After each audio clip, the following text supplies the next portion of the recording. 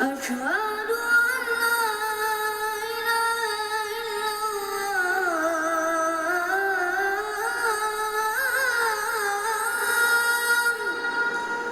الله. Preface. Since the attacks on September 11, 2001, the United States' plan to combat terrorism was simple. Place an octagon or fight cage in between two state sponsors of terror, Iran and Pakistan. The idea is the terrorists will come and fight in Afghanistan, or Iraq, instead of inside of the U.S. Additionally, all terrorists living in the Western world can go fight in a safer space where they are more likely to get away with crimes against the state. Young men romanticize war like young women plan their wedding day. After they've had their psychotic fill, they return home with the delusions of grandeur, earning social credibility amongst their peer group and women when they tell of gunfights against Marines. Most don't make it home. There is no worldwide shortage of young military-age males that want to go jihad against the infidel, made more evident with the countless recruitment of U.S. citizens to fight for the Islamic State of Iraq and Syria. Every year, foreign fighters or anti-Afghan forces travel from all over the world to Afghanistan in the spring after the poppy harvest, known as the Spring Offensive. Foreign fighters arrive and are rapidly slaughtered by the superior might of coalition forces. After the initial spring killing, the frightened foreign fighters are seduced into using young boys to emplace the mines. Suicide is easier for the veterans of this war to articulate than this nasty fact. The war in Afghanistan was a war against children, or child soldiers. In hindsight, Sangin, Afghanistan was the largest and longest minefield battle in the history of the world, sustained for many years until Sangin was given up by coalition forces to the Taliban in 2015. Victim-operated improvised explosive devices, or IEDs, to the United States Marines and mines to the locals set the tempo of the battle and forced tactics to change. Prior to the U.S. Marines in Sangin, the British had suffered over 127 dead and countless amputees. Notably, counterinsurgency contains two elements: the people and freedom of movement. As the Marines struggled for freedom of movement, the amputation rate for foot patrols exceeded 23%, resulting in disproportional U.S. aggression against the people. Each Marine unit would operate in the Sangin district for 7-month rotations. Some units returned to Sangin on more than one deployment. Due to the very high amputation rate, some Marine patrols were mentally defeated and wore tourniquets prepared on every limb. Regardless of unit or time of year, Sangin was dangerous and beautiful as it sits along the glistening blue Helmand River. Sangin was separated into two distinct geographical zones, the green and brown. Having nothing to do with the safety rating, the green zone was literally the color green due to its proximity to the river and the dark lush agriculture that it provided. The local trench irrigation systems from the river and wells allowed each irrigation ditch to be associated with a tree line extending its length. Between each tree line, flat agricultural fields facilitated all seasonal harvests of the nation: wheat, corn, a mix of standard garden vegetables, and poppy. The brown zone, desert area, no more than 2 miles from the river, distinguishes the upper from lower class and the limitations of Afghan irrigation technology. Sangin didn't have very many roads, primarily dirt trails used by motorcycle, bicycle, or foot. The terrain forced foot travel. Separating the green from brown zone is Route 611, the only paved 2-lane road that starts at one end of the district, and the pavement ends 10 miles in at a fortified compound containing a power transformer. Along Route 611, every 500 to 1,000 meters is a patrol base for direct interlocking sustained observation of the road. The power transformer. Patrol base transformer transforms power from the Kajaki Dam 10 miles north on the Helmand River. The Kajaki Dam was built in the United Nations by 1970, and the power transformer was constructed by the Taliban after. The events that happened are recorded by the author as he started off as an infantryman in reserve, filling the role of an intelligence analyst. Within a short amount of time, his unit took multiple mass casualties, and he was forced to lead a squad on foot patrol daily. The events that took place are only one sample from a scared 26-year-old leading a group of equally frightened 20-year-olds through the largest minefield in history. Recording the story of Bravo Company, 1st Battalion, 5th Marines. It also documents the continuous deceptions of intuition by fear and the temptations of power, journaling numerous stories of people who didn't follow the rules and the brutal lessons learned. Importantly, it paints a harrowing picture of survival and puts the listener into America's longest war. Minecraft Kids. Chapter 1. Minefield Survival. When we are no longer able to change a situation, we are forced to change ourselves. Viktor Frankl. I have no glorious stories to feed you. Just the cold, hard horrors of war, and minefield warfare is particularly cutthroat. Nothing prepares you to look at your feet while lacing your boots and think, is this the last day I will have my legs? Surviving a minefield is about following the rules on a savage learning curve. After surviving 2 wars and 2 historic battles, minefield survival comes down to one tactic: plant in others a desire not to kill you. I never thought in my wildest dreams I would go to war in a minefield. Walking through an Afghan village following a Marine with a winding metal detector. The sweeper, leading a winding path of Marines marked by shaving cream on hot dirt. A ranger file is what the line was called, exclusively used for difficult terrain as it provides the least amount of security compared to other patrolling formations. Shaving cream, like a guideline for underwater cave divers, marks the path in random direction streaks and changes. Looking down at the ground, every anxiety-filled step wearing Kevlar-lined undershorts as I contemplate how I ended up in this situation. Over time, the steps and anxiety fade, but never disappear. Like a marathon runner pushing through the pain and into the numbness, keeping your eyes on the ground until you're conscious of existence. Then look up. The risk of getting shot from gunfire was high, but as one Lance Corporal put it, I can live a normal life after a sucking chest wound, but I can't live a normal life with my fucking legs blown off! The battlefield is a slow inoculation to violence, determined by fast rules set in place to mitigate the IED threat and help you survive. Rules shaped by the Marines who fell victim to the Taliban's primary weapon system. Follow these rules or cancel Christmas. These rules are, but are not limited to: IEDs come in 3s.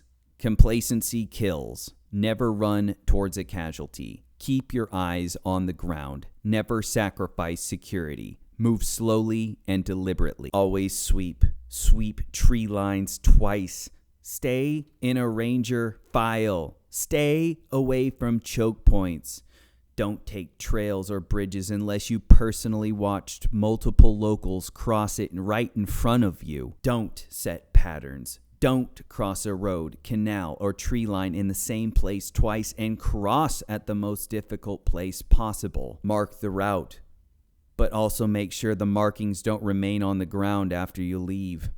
Stay away from abandoned homes. If you get shot at, don't run to cover or rush towards the enemy position. Mark and bypass is self-defeating.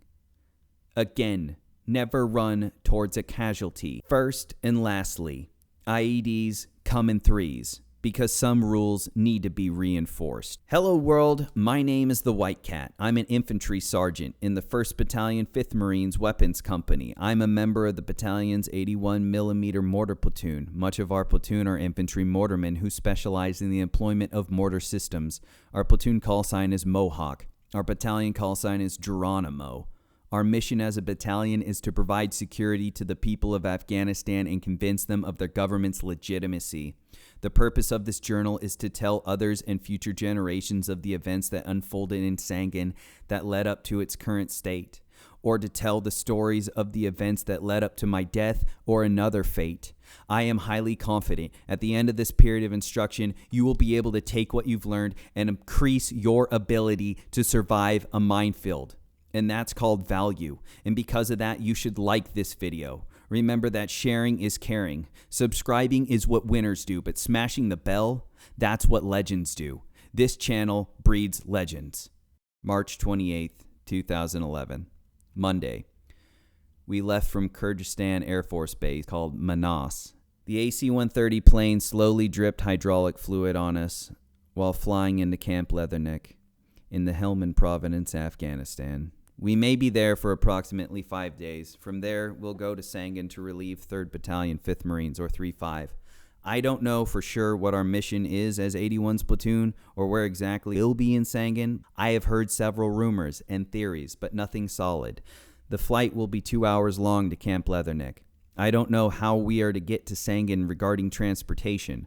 I can only speculate that we will be flying in via helicopter. I feel like I'm supposed to be here. I wanted to be here. And now that I'm in Afghanistan, I want to go home or get to Sangin and get it over with. The only unique items I have are 100 packages of garden variety vegetable seeds and hair clippers. I intend to give out the seeds to Afghans as rapport builders, if given the chance.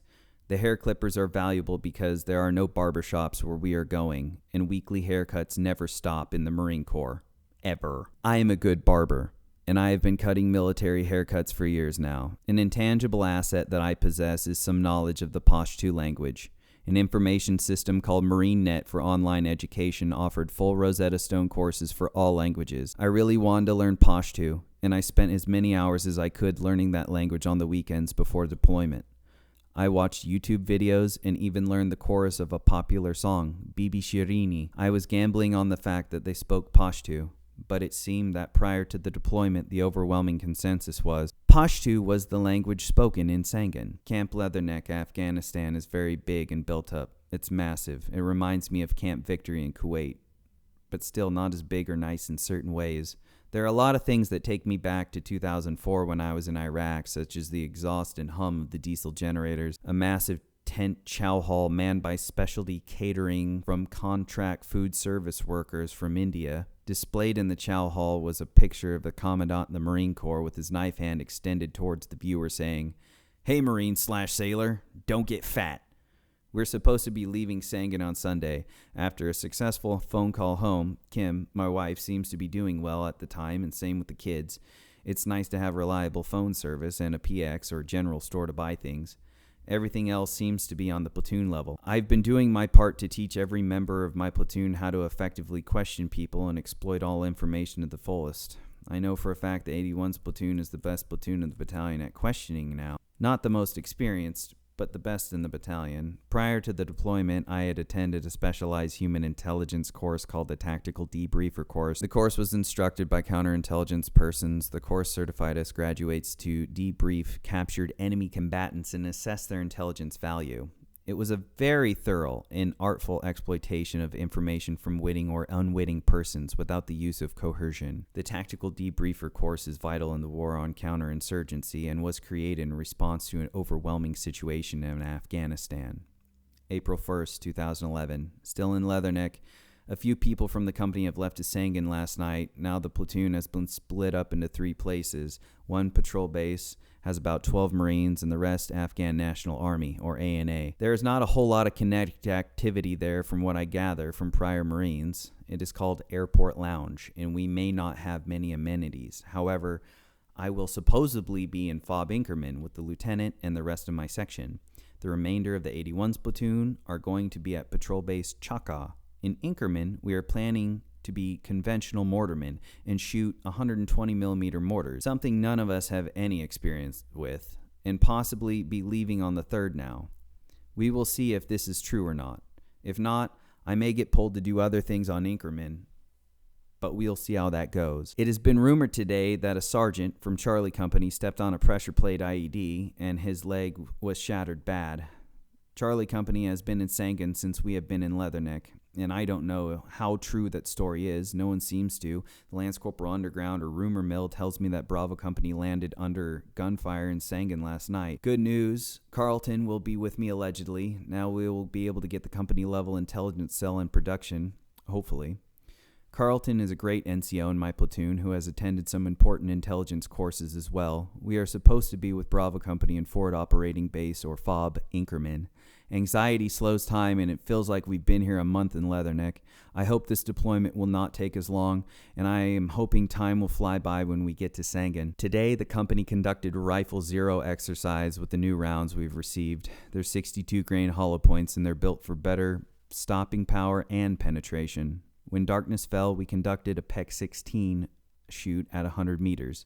PEC-16s are night aiming devices, or lasers for guns. Word is that my section will be leaving on the 5th now, and I believe that we are the last elements here in Leatherneck to leave to Sangin. I feel that we are the least important of anyone in the battalion to go to Sangin, but then again, we are mortarmen. April 3rd, 2011. Today we received classes called IED lane training. IED lane training consists of the same refresher courses that have been pounded into us prior to the deployment. The common weapon system used in Afghanistan is the low metallic signature, pressure plate initiated, improvised explosive device, the giant killing slingshot of the Afghan shepherd boy. The pressure plate consists of two pieces of wood approximately 18 to 24 inches in length and about 2 to 3 inches in width. What made them low metallic signature was the two thin copper wires strung along and supported by carbon rods. The carbon rods were generally sourced from C batteries after burning C batteries in a fire. Carbon rods acted as insulators to separate the copper wire from the wood plank. Two pieces of foam, usually made from cut strips of old sandals, separated the two wooden plates. Assembled pressure plates were then wrapped in several layers of plastic cut from bags or other hasty materials for water resistance. The power sources usually consisted of 9-volt batteries stacked on top of each other and taped together. The power sources are generally offset of the pressure plate with wire extending past the length of the reach of the average sweeper. Once pressure is applied to the plate and the wires touch, that completes the electrical circuit, sending electricity to the blasting cap attached to the detonation cord. The detonation cord is weaved through a big plastic jug of whatever homemade explosive was available.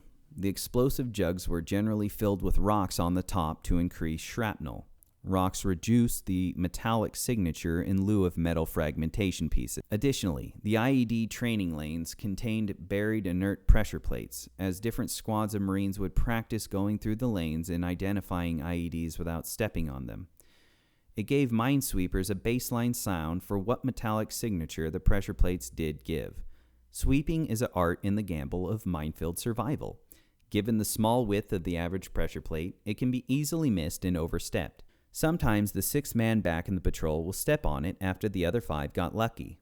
The best thing came down to visual indicators, such as exposed wire or disturbed earth. At one point, a popular tool to combat and find pressure plates was using extendable gaff or hook on a stick. Unfortunately, the gaff was simply not long enough when fully extended, causing the user to be struck by shrapnel.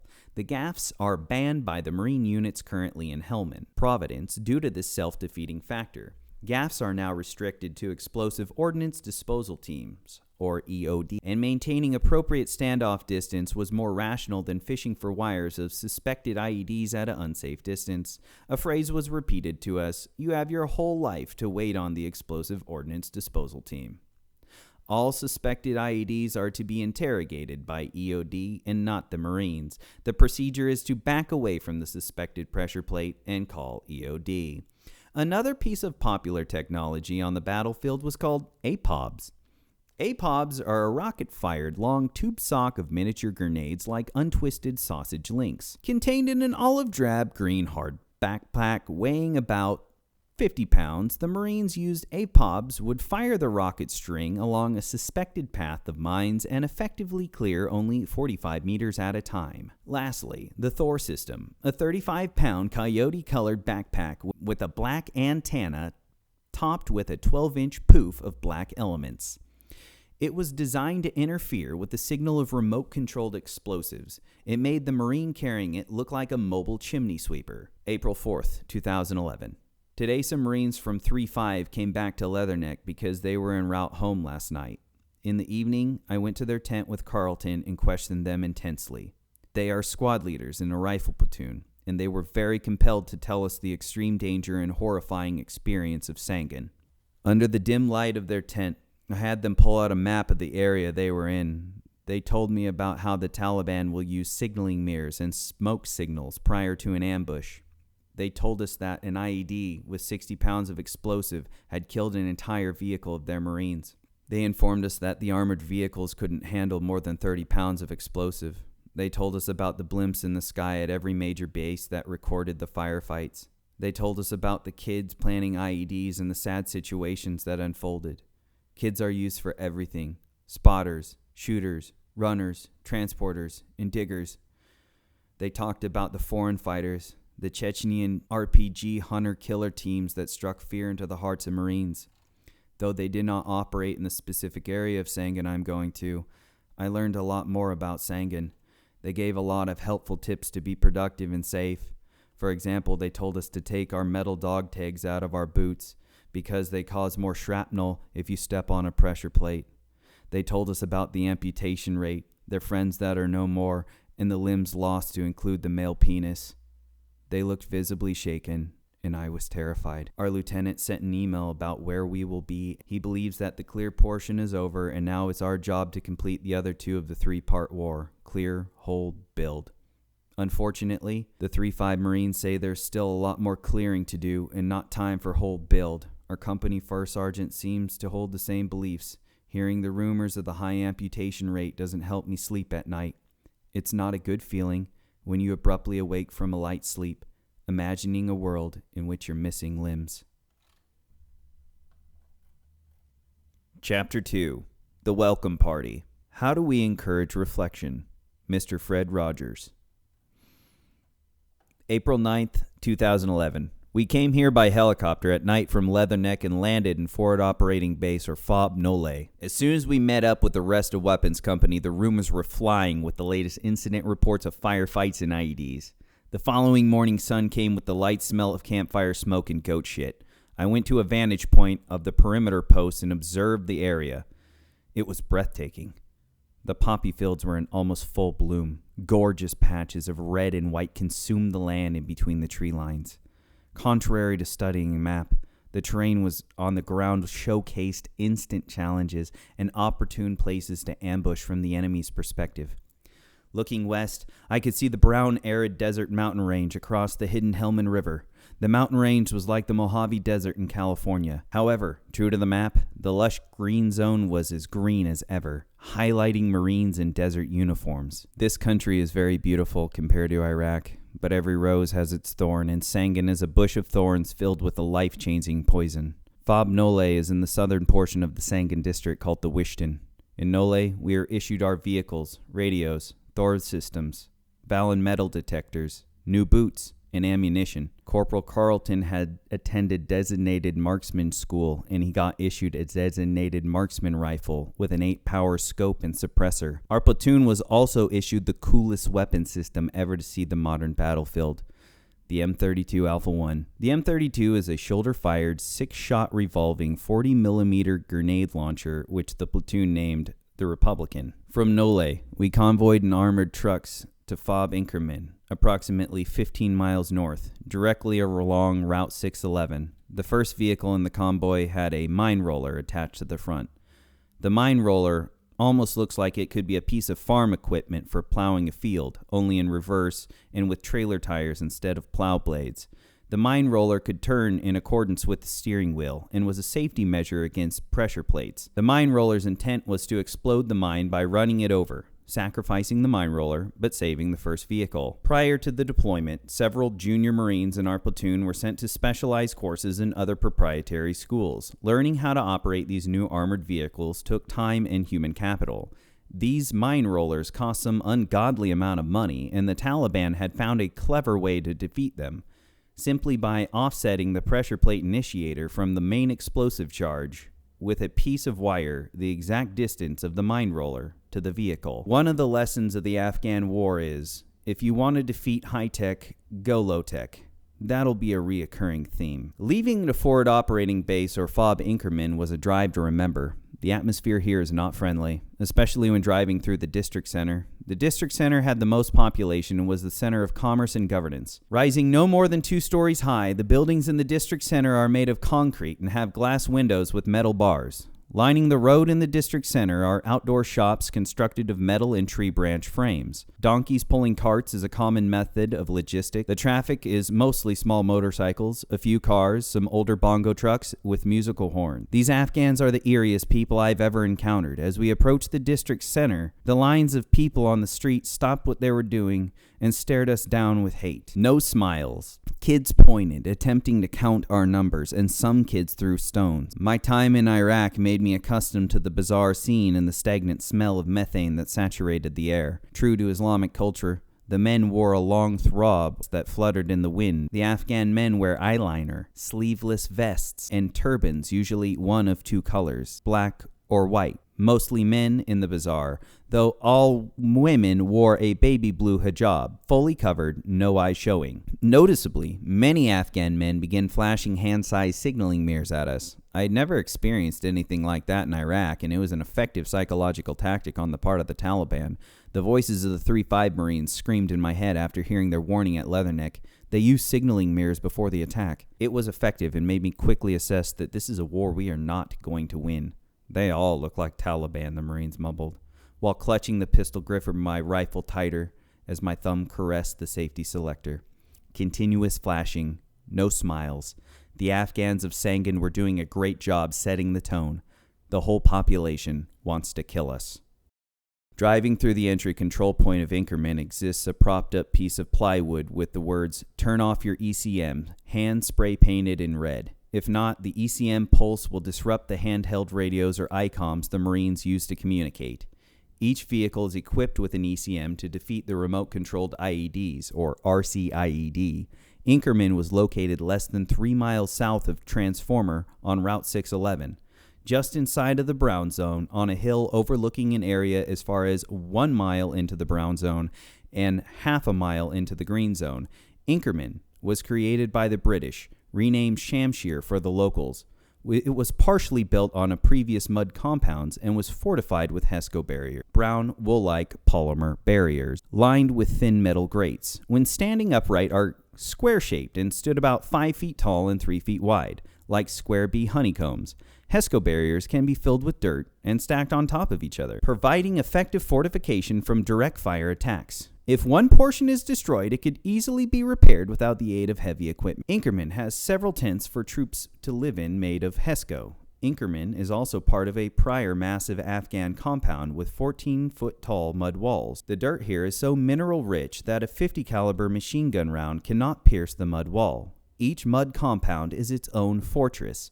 The mud is hard and feels like concrete. It's a wonder how the farmers can grow anything in this dirt. Inkerman was small, no more than 500 meters in diameter, with the smaller residual compounds remodeled with HESCO for safer living. Near its center is a traditional military rock memorial with a wooden cross supported by a concrete base. The memorial had 107 pictures of the names of the fallen British soldiers of the UK units that pioneered this deadly district. The chow hall sucks. It's a small tent that serves only disgusting MRE-style food in bulk. However, my sleeping area is nice and cool, and there is a generator-powered electricity for us to plug in our devices. This beats ship life at sea, plus the phones and internet are free. The gun line, where the mortars are, is secluded. There are 2 120mm mortars and 1 81mm mortar. Plenty of ammo and ammunition bunker inside of the mud compound directly off the gun line. Unfortunately, there are camel spiders here. They are not as big as the ones in Iraq, but they are fast and aggressive. Scary, with their flesh-tearing mandibles. They are in the ant family, not spider.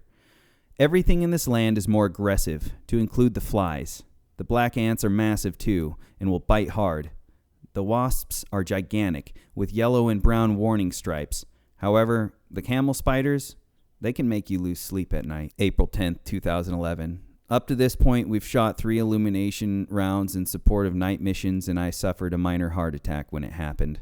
The fire mission was to fire 3 120mm illumination rounds on the ground, point detonation. Either way, the mission was approved by hire to be fired. This was the first mission that we had fired 120mm mortars. I worked up the data as the Fire Direction Center chief with my mortar ballistic computer and announced the firing data to the gun line. The gun line applied the data to the sights and got the gun sighted in with the appropriate leveling procedures. Even though we 81s were responsible for covering a significant portion of the battalion's area with 120mm mortars, the mortars were always pointed in one direction, the northern green zone, or NGZ. When the guns were ready, I gave the command to fire, and the 3 massive blasts rang out from the gun line, followed with a radio transmission, "Shot over." Next, knowing the calculated time of flight, I looked at my watch and wait for the time to count down to the 15 seconds prior. Then I called to the observer, "Splash over." 15 seconds later, we heard the loud cracks and booms in the distance, 6,000 meters away. My heart dropped into my stomach and I yelled, "That's it! My career's over!" The gun line must have grabbed high explosive rounds instead of illumination. I ran up to them, panicked. They showed me the fuses of the illumination rounds. proof that illumination was used, and the metal canisters indicating 120 illumination. I was waiting for the Bravo COC to begin freaking out and summoning me to their presence for grilling and reprimand, but no such call came. Then I heard over the radio from the observer, "Good mark, and a mission on target number Alpha Echo 1001. I was confused. All of us were in the 81mm mortar platoon. We had never fired 121mm mortars before in our lives. Mickey Mouse had trained one time with the U.S. Army on 120mm mortar range prior, but that was it. Generally, only the U.S. Army mortarmen fire the 120mm mortar. The Marine Corps as a whole did not touch the 120mm mortar until we got into Afghanistan. We had no clue how loud 120 illumination was when directly hitting the ground. Other than the naive scare, the schedule is awesome. Our platoon has been tasked out with several things, such as manning guard posts around Inkerman, a schedule of manning a picket line between two different patrol bases, PB's transformer and fires. I got a secured government email account, or SIPR. Afghanistan is not like it was in Iraq at all. It feels more like Vietnam with a lot of high-tech gear and stretches of poppy flowers. A blimp that sees almost everything in the area of operation, or AO. Air superiority in the form of planes or helicopters is always on station, or up in the sky. It doesn't take an explosive ordnance disposal team, EOD, long to get out and blow up an IED within 2 hours. However, when EOD arrives to a patrol base, they need another platoon to escort them out to the IED and back. The blimp floats 200 meters up in the air and is bullet and rocket propelled grenade proof. I taught Bravo Company's company level intelligence cell, or CLIC, how to debrief a patrol. I did that, and long story short, I now have COC watch from 06 to 1200, and I'm now the Bravo Company CLIC chief. The COC is the company's command post. It's a simple tent with a few computers, one wooden table of maps of the area, radios, and one 55-inch flat-screen TV monitoring the feed of the blimp. At any given time, there was 2 people in the COC to monitor radios, report information, and talk the blimp operator onto areas to be viewed. It can get hectic in there with all the radio checks to the patrol bases and passing of information. I don't even want to find out what would happen if one of the patrols gets into trouble. The Marines before us, 3.581s, didn't leave the wire once. Inkerman never got attacked, and those mortarmen never got their combat action ribbons. Sadly, I could tell on their faces they felt cheated, but they were big from going to the gym, and they did have their legs. And if I don't leave the wire at all, I won't be disappointed.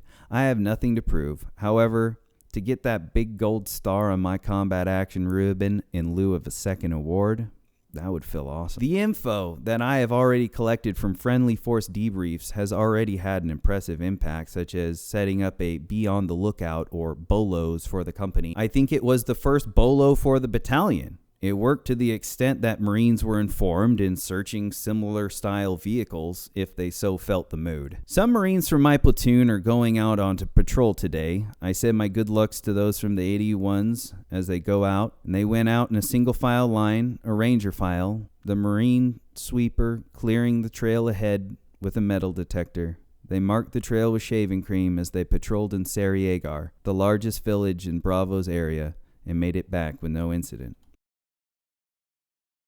Chapter 3. Watch, Listen, and Learn. A wise old owl lived in the oak, and the more that he saw, the less that he spoke. The less that he spoke, the more he heard. Why can't we be like that wise old bird? Edward Hersey Richards. April 11th, 2011. Every morning before the sun rises in the northern green zone, the light is followed with the battle of the Rooster Crow. Let's talk about the area Bravo Company operates in. Bravo Company, call sign Blackfoot. From Inkerman, almost directly to the southwest, 3,000 meters into the green zone, was Patrol Base Atul. Atul, manned by 2nd Platoon, bordered Charlie Company's northern boundary. Working northwest from Inkerman, 5,000 meters, was the infamous PB Fires, manned by 1st Platoon. PB's Atul and Fires were truly Spartan when compared to Inkerman's amenities. Approximately 3 miles north of Inkerman, along Route 611, was PB Transformer, with 3rd Platoon. Like Inkerman, Fires and Atul were rented mud compounds with HESCO. Contrastingly, Transformer was made of brick, mortar, and concrete.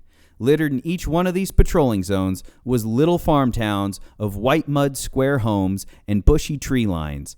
Pringle-top roofs is what covered most of the homes. Connected arched mud roofs that look like Pringle chip cans laid horizontally. Bridges made of tree limbs and dried mud allowed for the passage over shallow canals filled with landlocked freshwater crabs. To the south of Bravo Company was Charlie Company, and to the north was Marine Recon's AO. Standing COC watch is more exciting than the gun line. Another patrol went out today, and I debriefed them.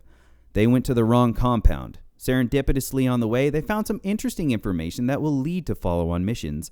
Another notable event, a group of kids started stealing the engineering stakes around Inkerman, then turned to stealing the slinky-like razor wire, then sheet metal pieces, and HESCO barriers that weren't filled.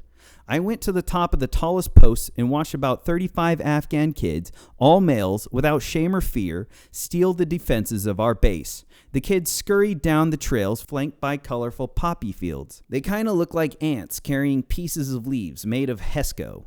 It was a form of posturing. I call it kid swamp. I had just never seen it on a level of attacking a base. They took so much they legitimately left us vulnerable to attack. These kids are very brave, and I suspect they're acting under the direction of some adults. What American parents would have their kids act in this manner? Steal the defenses of a military outpost in a heavily contested war zone? The idea is suicidal for an adult. However, to use kids en masse is a win-win for the enemy. If the kids steal our defenses, we look weak, and if we shoot at them, we might prompt a negative response in the population. Coincidence? I don't think so. I wouldn't be surprised if we get attacked tonight. Contrastingly, the Taliban are low on money and don't have enough resources to launch any attack. IEDs are still bad, but not as prevalent. That could be because it's been raining the last 2 nights. The weather has been a triple-bladed sword. For one, the blimp hasn't been able to fly, and as a matter of fact, a bolo went out for a blimp that flew away in the southern portion of Sangin. Therefore, less eyes in the sky monitor people placing IEDs. Also, the rain makes the ground muddy and easier to bury IEDs. But the flip side is, IEDs are exposed because of the erosion, power sources lose power, and explosive gets wet and doesn't go off. Notably, piss tubes. A simple metal tube that's buried into the ground at an angle for the user to pee in are in a few places in Inkerman. We have one in the gun pit that everyone pisses in, and it stinks horribly like ammonia. April 12th, 2011. Yesterday, a raid was conducted and a few people were detained. We should not use mortars in this area because every illumination round we shoot is being engineered as an explosive device against the Marines.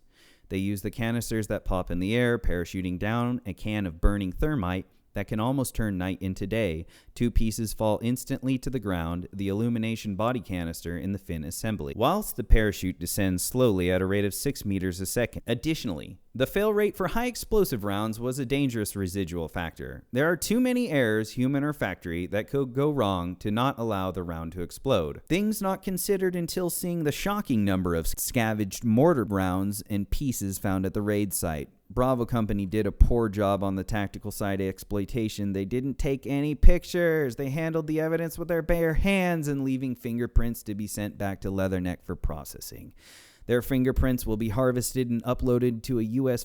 federal biometrics database associated with an explosive, and that's more paperwork on my part. It's not Bravo's fault. The training workup was basically conventional, as if we were going to war with a first world power. I have been busy working with debriefings, the Blackfoot Intel Cell, COC Watch, and manning the Fire Direction Center. I have been doing less mortars than anything else, and I hope it stays that way. The COC Watch can be exciting, but those 6 hours don't fly by, but they go by fast enough.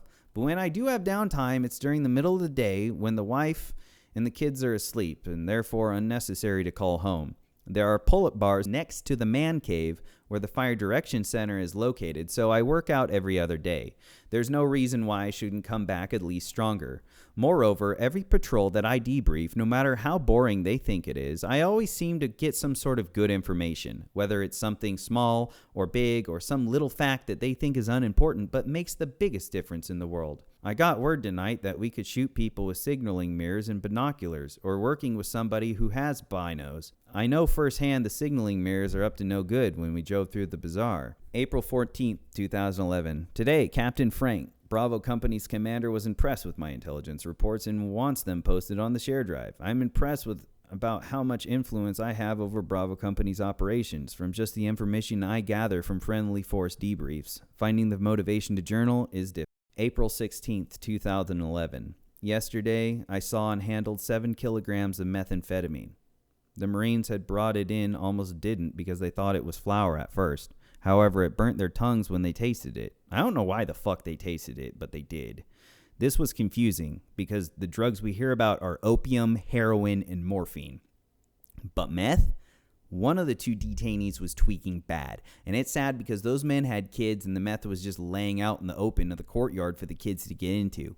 Easily mistaken for flour. I asked the Afghan interpreter on base about the meth, and he told me that it's a cultural norm for some people, and the meth comes from China, and the locals call it ak, and it's generally mixed with their neon green chewing tobacco called swar. The man detained also had a pressure plate switch, amongst other things. The same platoon mishandled the evidence collected, but not as bad as the other Bravo platoon with the first detainees from a few days ago.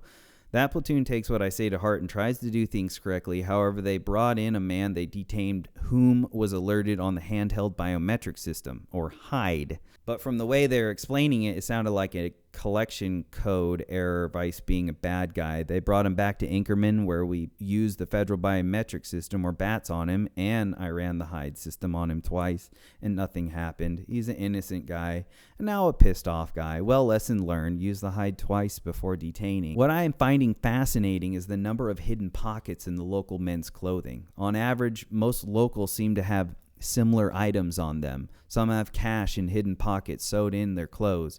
Some have small hand tools like wrenches, screwdrivers, bolts, and various nuts. Most people, to include boys, wear a watch, and the watches are generally the correct time. Time is an important thing to the farmer. Notably, most of them have handheld calculators with English numbers. Most would carry as a standard a comb, a small stick for brushing their teeth, and a hand-sized mirror and eyeliner pen. Some would have pictures and paper notes, paper currency from Pakistan or rupees, and some would have paper currency from Afghanistan called Afghani, and some would just carry small dead birds. April 17th, 2011.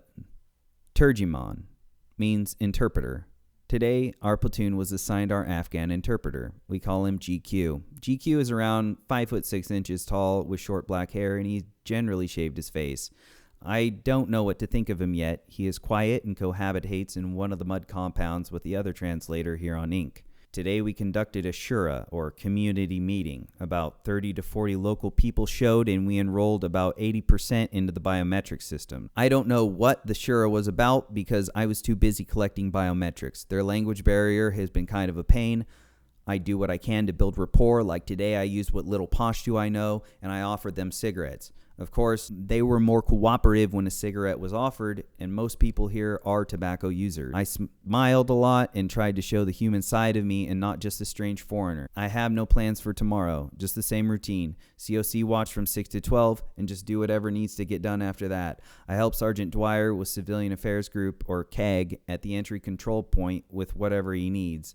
I also have an endless flow of debriefing, report writing, and submitting requests. April 21st, 2011. Newer things have been happening in Bravo's area, like caches of ammo and drugs all floating down the Helmand River. I notice the trends. Additionally, every time I use the biometric systems, I lose my mind.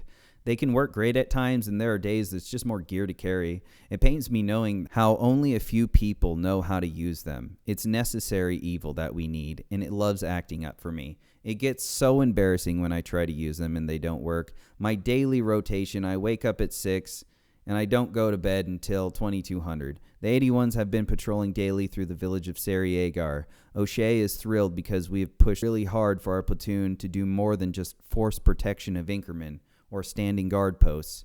We also had a shura today, and I was supposed to collect biometrics on everyone with the handheld biometrics collection unit, or HIDE. It only worked on 2 people because the fingerprint scanner kept being stupid. Old men have such dry fingers too. It's hard to get good prints off them. I didn't understand the system, but the more I learn through trial and error, the more I know. Maybe next time it won't be such a pain in the ass. Today, our biometric system went to Fob Jackson to get fixed. and hopefully it works more proficiently. We have had identification problems with either the scanner or the cable. Camera doesn't work, and I have to take photos from my personal camera and load them via unsecured USB ports to the biometrics laptop. Progress is being made very slowly, and I believe that we will not see the type of fighting 3-5 saw once the poppy is finished. I know that things are going to get crazy once the poppy harvest is done. I'm predicting in about 3 weeks from now. It takes time to sell the opium gum and get the money and then buy the weapons and equipment, then ship it to Sangin, then plan, coordinate the attack. Tomorrow I am supposed to give the Afghan National Army, or ANA, a class on tactical site exploitation, or TSE. April 24th, 2011. It's Easter. Though a few things happened today, one significant thing happened. A Marine from Alpha Company was killed. He was a private first class. This was his first deployment. He stepped on a pressure plate IED. He was a triple amputee, severe chest and abdominal trauma, pronounced dead at 0920. It's a sobering reminder that this is war and people die. Though I didn't know him, I understand what it's like for the Marines in his company, the gut-wrenching pain and shock that your friend is now dead, but not just dead, but dead in a very unnatural way. His parents should be getting the news now on Easter Sunday for America. Cancel Easter and Christmas. This'll be the day they never forget. I think the worst thing about pressure plates is that they're so impersonal. They require minimal skill to employ, a low barrier to entry, and they strike immeasurable fear. It is universally expected to be killed by a direct fire system as a better means of dying. It's more personal. It takes some skill. The death has identity to it. I don't lose sleep at night worrying about getting shot the next day, but losing limbs is much more reflective. Changing subjects to less morbid and hopeful things, a shura or community meeting was held today in Inkerman. Though it's still the same village elders that come, it shows that more hope for the future because the 81s continue to patrol and God willing, they stay safe. At the Shura, I talked to one man and tried incorporating God into the conversation. Though we are told not to talk about God or religion, I've tried it anyway. The Afghans are extremely religious, so including God helps humanize us to them. But the time came, I went to Captain Ahmed, the commander of the Afghan National Army in Blackfoot Land. Captain Ahmed could speak good English, better than GQ. He was always happy and smiling. He invited me to eat dinner with him, which I did, and Ahmed expressed that he really didn't seem to care for the additional training, but that was fine with me, as I smoked and joked with the soldiers. April 26, 2011. Anything of or from Afghanistan is called Afghan. Therefore, using the word Afghani in front of the locals will cause them to look at you as you are about to give out money. Remember that Afghani is the name of their currency, a mistake that you make only once and quickly learn from. I went on patrol today and we set up a vehicle checkpoint. I managed to enroll 39 first-time enrollments in the biometric system. Seemed to work well. Prior to us, the 3-5 Marines were not that motivated to collect biometrics from people. I'm hoping that the biometrics harvesting will make the locals feel paranoid and may deter any future enemy fighters or current ones. I am the company intelligence chief. I deal with all things intelligence, from talking to the blimp operator, debriefing detainees or friendly forces, using analytic systems, biometrics harvesting, sending up information to higher, writing intelligence reports, giving intelligence brief, and standing radio watch in the COC. Later that day, I went on another patrol with Valdez's squad, and GQ chose to bless us with his presence. And I was happy to have him translate with the locals. GQ was co-located near me on the patrol so I could use him. A painful experience, and one that prompts me to learn more Pashto, because I know that GQ seems reluctant to work. After the patrol, GQ continued to bitch at me about the patrol leader Valdez, stating, "He's trying to kill me," when referencing the way we patrol. Taking difficult routes. GQ wants to take the easy path over bridges and on trails, or not go. I think GQ shaves his face because of his patchy rat-like beard that he couldn't grow. GQ generally wears green flannel-style Arab scarf with a marine frog gear. Notably, he wears black eyeliner like the rest of the Afghan men. Moreover, he considers himself a fashionista and is very girlish about applying his eyeliner when using his pocket mirror. The funny part is, that's what the local men do too. Then they use the same mirror to signal an ambush. GQ is not a man of the people, nor a good-looking man, but he thinks he is. GQ is from the northern portion of Afghanistan called Herat, a province that borders Iran. GQ claims to be from affluence and spoke down upon the people of Helmand and Sangin, A language he speaks in Herat is Farsi, of which him and his people are Persian, not Pashtun, a distinction he makes abundantly clear. That is another major issue with GQ, is that he has about a 5-year-old's understanding of the Pashto language. In fact, when GQ speaks in English, he sounds like the animated character Puss in Boots. Luckily, his English was better than his Pashto. Comedically, GQ was struck with affluenza. He bragged about being rich. He truly believed he was a wealthy man and expressed it to nauseam, which was ironic given the average Marine earned more money than the entire province of Herat. Vainly, GQ argued that Herat was just like the U.S., in fact, better. Prior to Sangin, GQ had never left Herat, let alone Afghanistan. To him, Helmand province was a dirty foreign shithole. While Afghanistan is the poorest country on the Asian continent, GQ was elitist and believed in a caste system, of which Persian people are at the top. April 28, 2011. Today, another Marine was killed. He was an engineer attached to Alpha Company. He stepped on a pressure plate. He was a double amputee. Tourniquets were applied. He still died of blood loss and other trauma. On the lighter side of things, I strong pointed a PowerPoint brief. I didn't do it all by myself. Carlton did most of the work, and he seems to be excited about it. I'm just shocked about how much my work affects company-level operations. The PX truck is here today, a mobile truck of gas station items, not much to purchase. The lid of a stateside Copenhagen can might as well have been made of real gold.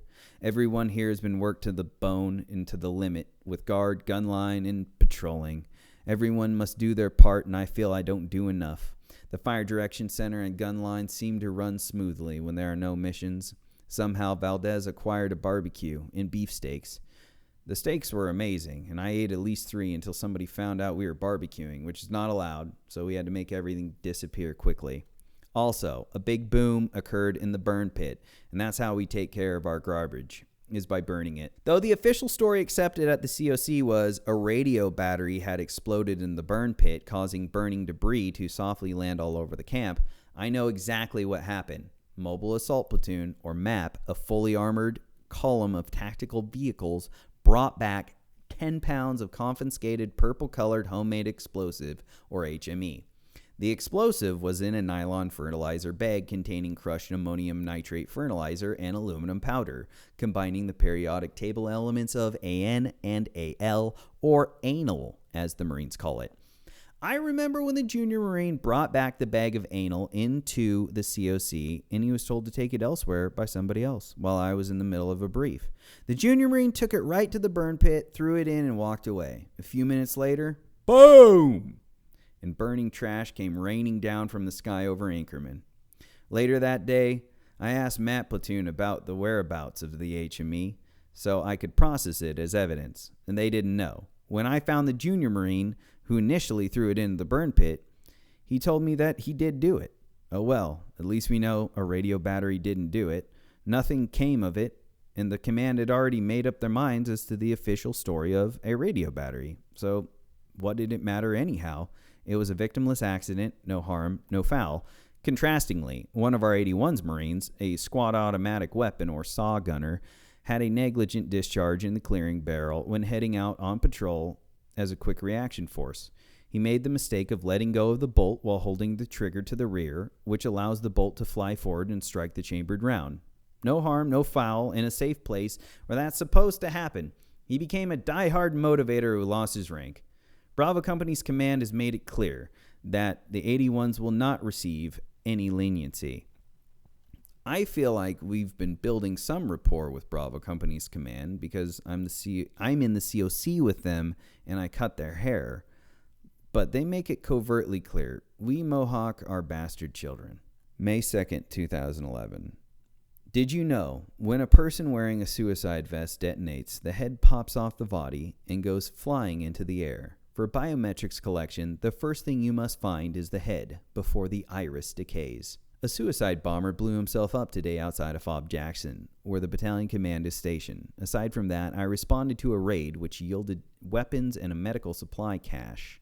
and 4 male detainees. I oversaw the detainee handling and questioning as I went with MAT platoon to assist. One local detainee was in a wheelchair, and one had a missing leg with a scarred up face because he got shot by the Taliban, as he claimed.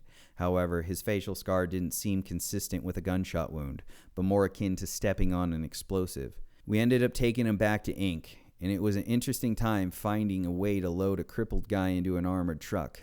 But we ended up taking him out of his wheelchair and loading him very painfully as his yellow piss bag dangled from his side. It was a very interesting story when I questioned him on site about a certain Dr. Baki. The detainees talked about Dr. Baki being a good man, and then he dropped off medical supplies to them. May 4th, 2011. Approximately 700 meters in the village of Sarajevo from the north, the angle of the blimp had a bird's eye view. Sitting in the COC watch, the blimp operator zoomed in as if we were in God mode, hovering 50 feet above the 3 boys, 1 teenager and 2 smaller boys about the age of 10. They were in the act of placing an IED in a T-shaped intersection of footpaths outside of a mud wall of a compound. We observed them. The 2 younger boys acted as a lookout as the taller boy was digging in the hole. There are no patrols in the area at the time to be sourced. We just observe. The younger boy fetches the yellow jug and what appears to be a pressure plate. After some time had passed, both boys turned towards each other instead of keeping lookout and broke their discipline and began to watch their friend digging in the hole. Suddenly, crack! Boom! And we felt the overpressure from Inkerman. The blimp browns out from the flying dust. The blimp operator toggles in and out of the zoom feature and thermals. After some time, the dust settled, exposing a crater, and pieces of the digger are scattered about. Another boy, maybe dead or unconscious, lay on the ground outside the hole. After watching the replay, the 3rd young boy turned and ran at the last second, saving his life. Chances are his body is impaled with shrapnel. The IED emplacement failure. Natural selection. "It's mostly kids that fuck it up," said the blimp operator over the radio. It's tough being a civilian blimp operator here in Sangin, though they get paid a lot of money. Ours is a big guy with a thick black beard, and he looks like the Spartan King Leonidas from the movie 300. I've spent a lot of time talking to him, and he has been here for almost a year. And he's seen some shit. More than just seen it. He's recorded it and tells the horrifying stories he's witnessed in Sangin. He got teared up recalling the struggle of watching 3-5 Marines during IED strikes and ambushes during medical evacuations, expressing his feeling of helplessness in observation, merely a cog in the war machine. We set up a night vehicle control point, and I went with. It was the first night traffic stop that we have had with Bravo Company. The first one conducted at night since I've been here. We stopped no cars. We were spotted. Therefore, traffic went through the green zone on the roads and trails to the west. All the Marines were bitched about why we were out at night, but they didn't see the bigger picture that regardless of us not stopping anybody, we displaced enemy logistic routes for the time of 01 to 03. May 5th, 2011. Mickey Mouse went out on patrol today and found 2 pressure plates in a compound 300 meters south of Inkerman. The compound had shooting holes in the mud walls, or murder holes, facing posts 1 of Inkerman. A pressure plate was found in the doorway, and a second one was found on the eastern wall. They had an eerie feeling about the compound, so they investigated it. The compound would probably be used in the future as an attack position against Inkerman. Then after the attack, the quick reaction force would respond to the compound and have a few presents waiting for them. Those pressure plates were placed recently because a patrol I debriefed a few days ago was there at the same compound. The IEDs were blown in place. EOD also wanted to blow the entire compound, but never could get that approved by the command. The atmospherics in Sarajevo have been changing. The poppy harvest is nearing the end, and the smoke signals arise from burning tires as patrols approach villages. Then smokes disappear when the patrols leave. Kids have been very hesitant to approach the patrols. The kids have been whispering messages through the holes in the compound walls as patrols go by. Things are getting really eerie as I sit in the COC, like a node in a neural network, listening to all reports coming in from all patrol bases. May 7th, 2011. I hate the COC and the clique because at this point, with all the shit the S2 wants us to do, as well as the other tasks from the company, we're not collecting information. We're only acting on what is force-fed to us from the S2. We are hurting on Marines from the intelligence cell, as well as numbers of Marines to conduct successful operations to oversaturate this area. I ended up tagging along on a clearing op today in the village of Sarajevo, and it ended up being very unproductive because of the Afghan soldiers. The soldiers were supposed to be searching compounds, and then the Marines would come in and do the tactical site exploitation portion if there was a productive search or if something was found that was interesting. The soldiers refused to search any compounds with locks on the doors and any rooms with locks on the doors inside of the compound. They searched one compound and found 100 pounds of opium gum. The soldiers found the ball of gum buried in the ground, tracing along the compound's inner wall. We took pictures of it and began tactical site exploitation, or basically police-style evidence collection with triangle stands of numbers that can be displayed next to evidence for pictures. When the Marines went inside the compound, myself included, to conduct TSE, the Afghan soldiers threw an absolute fit and at one point wanted to get physical. The soldiers began to walk as if they are going to abandon the mission and return to base. We had to call them back. My Lieutenant O'Shea was arguing with their lieutenant, and in the end, nothing was confiscated and very few compounds were searched or searched very well after that.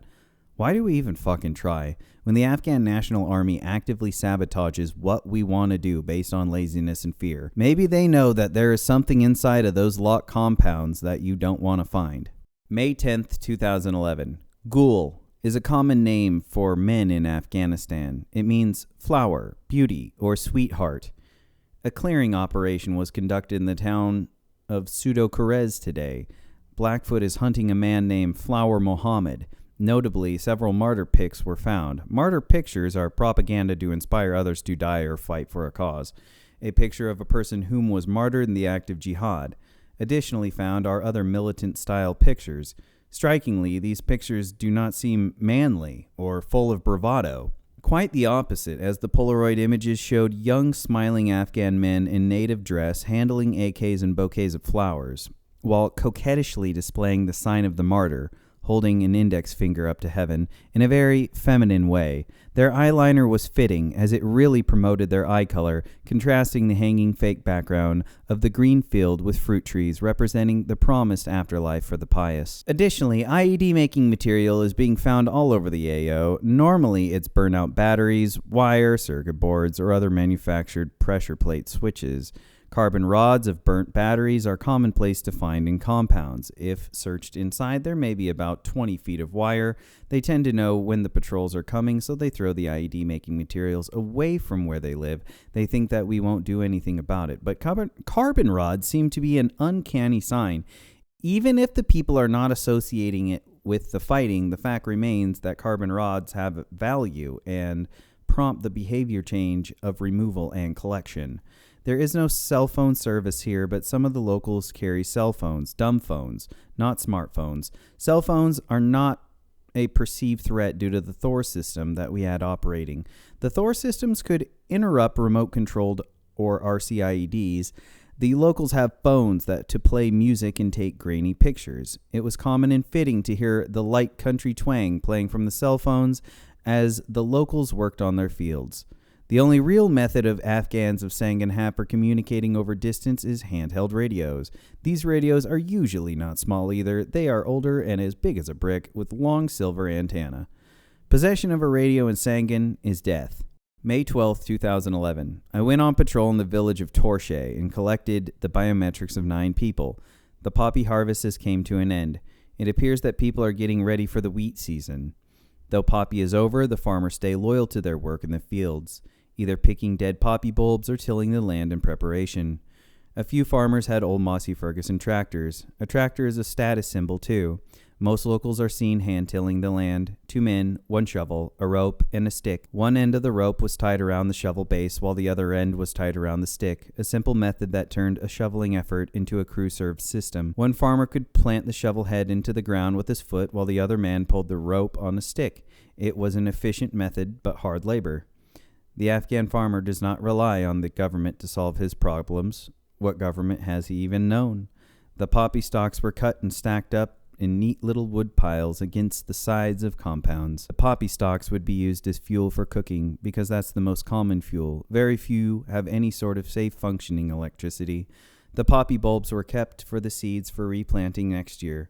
The ANR soldiers would occasionally crack open the bulb and eat a stream of small black poppy seeds directly into their mouths. May 13th, 2011. It is common to see the local men perched like a bird in the squatting position on the roofs or walls of compounds. They look like giant fruit bats or living Afghan gargoyles gazing down at us as we patrol by. I went on 2 patrols today. One was in the town of Sariegar and the other was in the smaller village of Torshe. The kids are friendly, but smell horrible. It's a unique foul smell of goat shit, rancid human musk, and vomit. The reality is we all smelt like that. Even the bleached clay dirt smells of the same gagging scent. I hope I get used to the smell and the dysentery. Most Marines are dealing with intermittent stomach pains that last for several days. Stopping to shit on patrol is commonplace. We have daily doxycycline to prevent against malaria, but I just can't keep it down. I keep vomiting and feeling ill, so I stopped taking it. Doxy, as it's called, also gives crazy dreams while sleeping, but it's useful to give to the locals suffering infections. On patrol, I'm responsible for biometrics collection. I loaded about 17 new enrollments into the biometric system. I got a feel for Sariegar and finally met a man who owns a flour mill. He's the only miller in the area, and he lives in a very nice compound made of concrete. I believe he's the most influential person in the village of Sariegar. Everywhere we stop, we draw a crowd. Kids just pop out of nowhere. There are so many. They all look the same. Then later on, I did a patrol in the village of Torshe, and we found some kind of Mujahideen fighter book. The book was an abandoned compound. However, the village of Torshe is very happy to see the Marines. The kids rudely demanded candy or chocolate raka, which is short for chocolate mataraka, which properly translated means chocolate you me give. While adults could express thanks and gratitude in numerous phrases, the concept of the word please is not evident. Additionally, Recon has been busy with heavy fighting in their area to the north.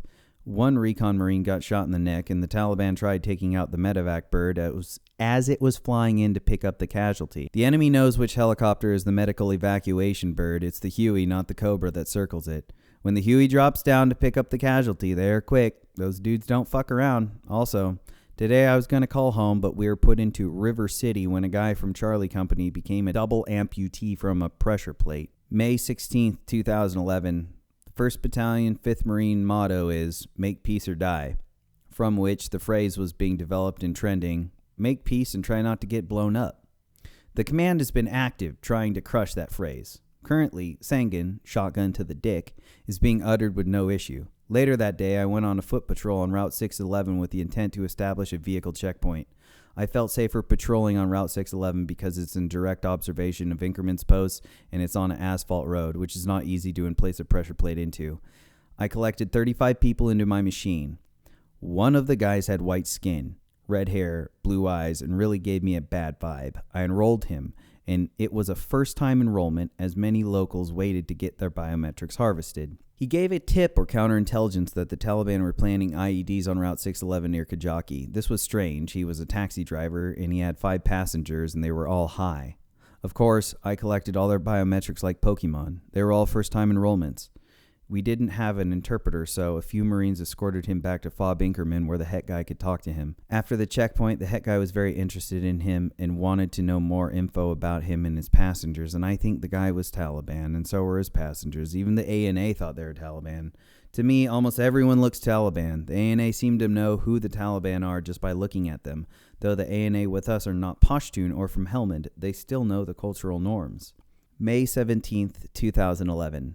The Female Engagement Team, or FET, part of the Marine Corps Lioness program, came to Inkerman today on patrol with the 81s in the village of Sariegar. All data indicated that the village of Sariegar was safe enough to take women Marines on patrol when joint partnered. The responsibility of the FET was to engage with Afghan women with their Afghan female and translator. The hope is to build trust with the local women and be a female search team, which most male Marines were very reluctant to do. The blue blob of a woman is a great psychological tactic that created a forbidden blind spot to the mind of the good old boy American Marine. Most of the women stayed indoors and out of sight from the Marines, lest they would be escorted by a man. Women generally don't stop for Marines or go near them. When attempting to call a woman over to ask questions, they generally turned and ran the other direction. Women have no rights. They can't drive or do anything other than give birth, make food, and sew clothing. They were commonly used as mules to transport weapons and gear under the blue tents that covered their bodies. Even in Iraq, I would occasionally see more flirtatious women flash us their hair and faces. Not in Afghanistan. Plus, the Afghan men responded with the riot act to male Marines searching women. Consequently, we male Marines were like battered children to the idea of searching women. The act of chasing down a suspected Afghan woman to search seems creepy. It would not be a good look for us. Thus, the birth of the female engagement team. They really didn't patrol much. Also, a Marine photographer from Combat Camera was present and gave it a feel like it was a media event. Before the patrol commenced, the 81s and FET Marines linked up with all gear in the staging area for pre-inspections and briefing. The FET Marines had covered themselves in perfume and reeked to such a tactically unsafe level that Valdez began to get upset and complained to O'Shea. In response, O'Shea reprimanded the FET platoon commander, and the FET Marines had to change their frog gear before leaving the wire. While on patrol, one of the FET Marines pooped herself. She likely had dysentery like the rest of us. The Marines didn't return to base. They continued with the patrol like any other male Marine. However, the 81s were ruthless and chastised, calling her shitty for the 6-hour remainder of the patrol.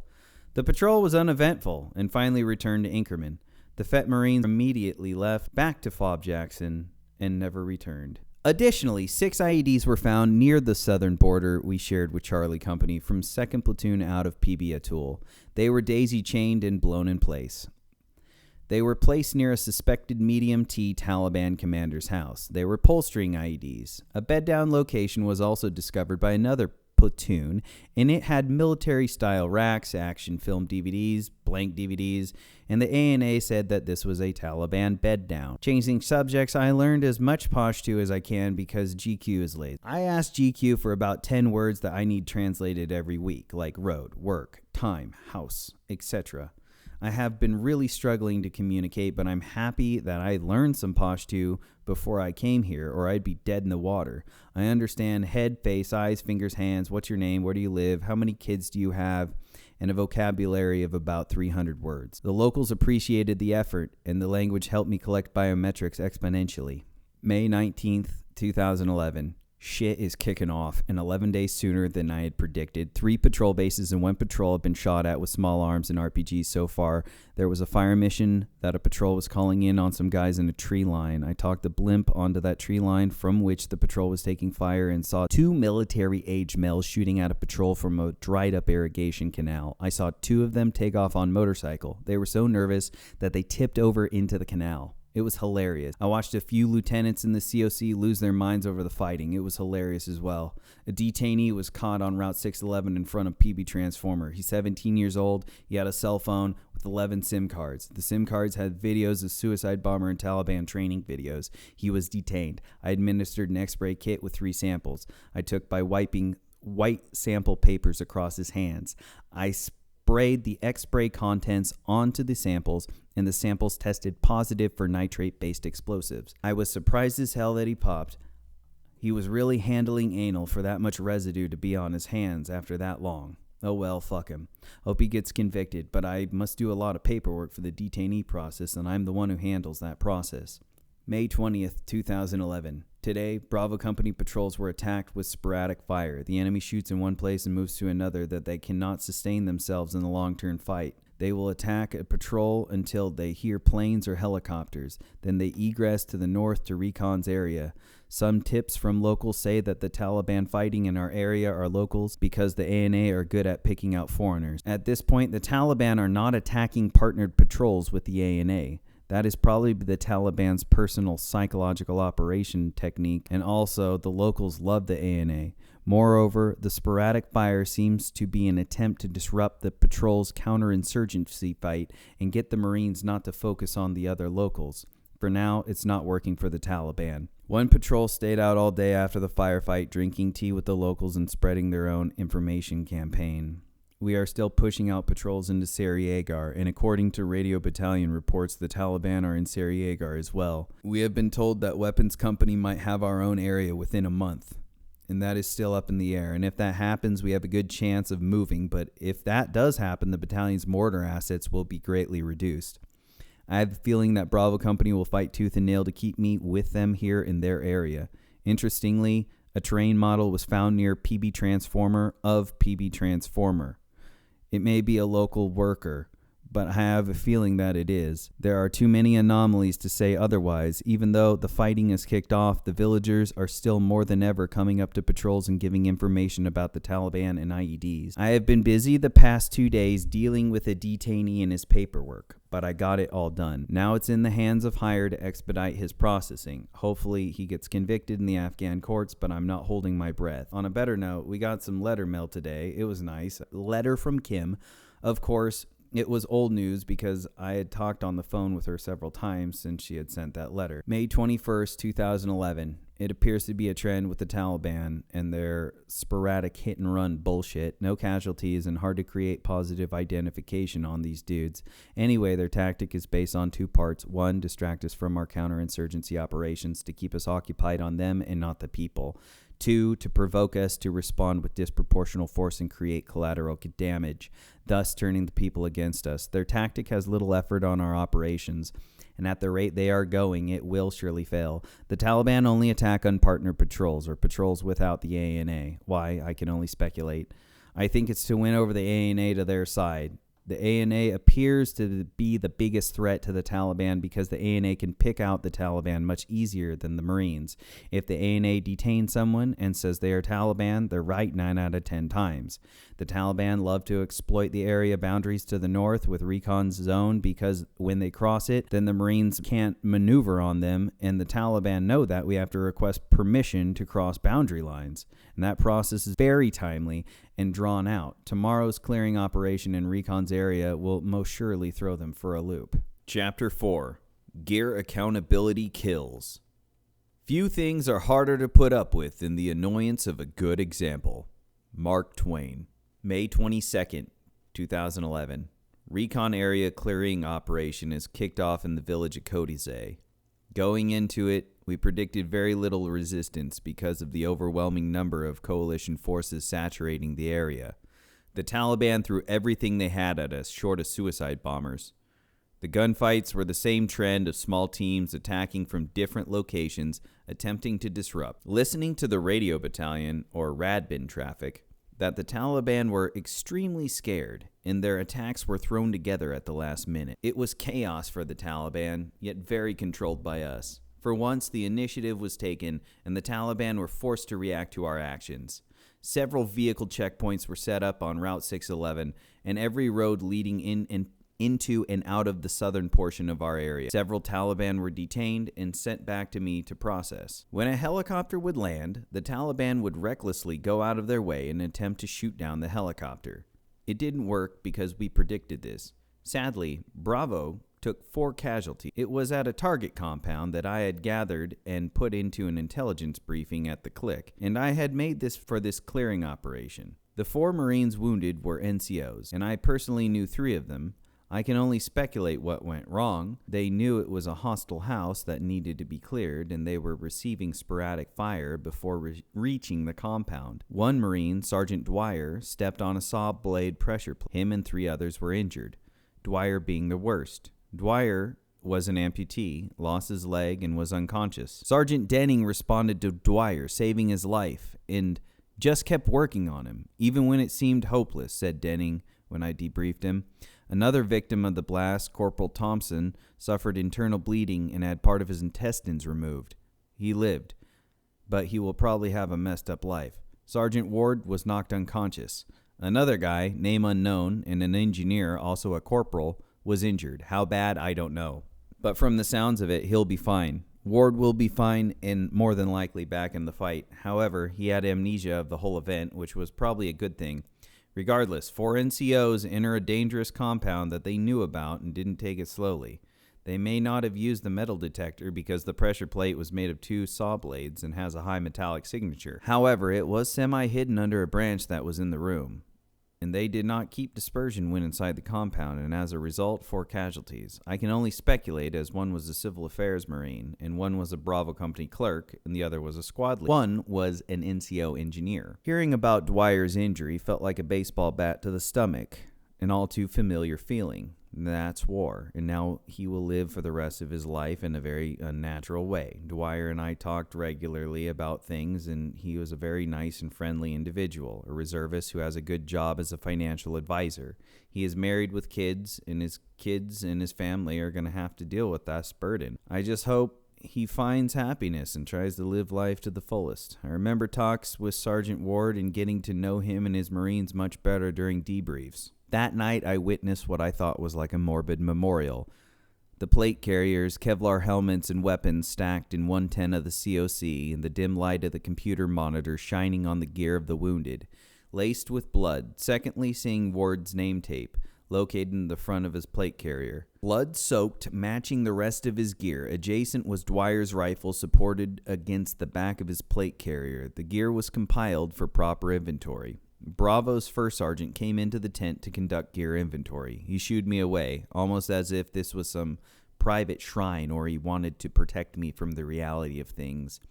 I understood. He was emotional, yet remained resolute in his composure. May 25th, 2011. That clearing op in Recon's area was very successful, and the Taliban responded with their predictable tactics. The enemy logistics were completely disrupted. All the radio battalion reporting indicated that this operation has very negative impacts on the Taliban. Their weapons and logistics were crushed. Their freedom of movement was hindered in such a big way that they could not set up ambushes and that they had to do hasty hit-and-run approaches, which cost them lives.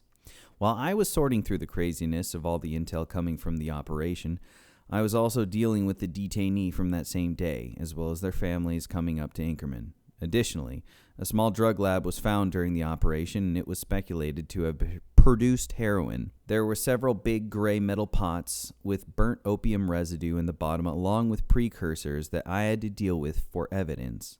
While the atmospherics in the area had changed to a standoffish manner in the north, there have been no hit-and-run attacks since the clearing operation. However, people are still apprehensive. I believe the Taliban are using this time right now to rest, resupply, get more fighters, and wait until the crop rotations before conducting more attacks. Right now, the crop grown is wheat, and in the north, the wheat is ready to harvest. However, in the south, the wheat is still green.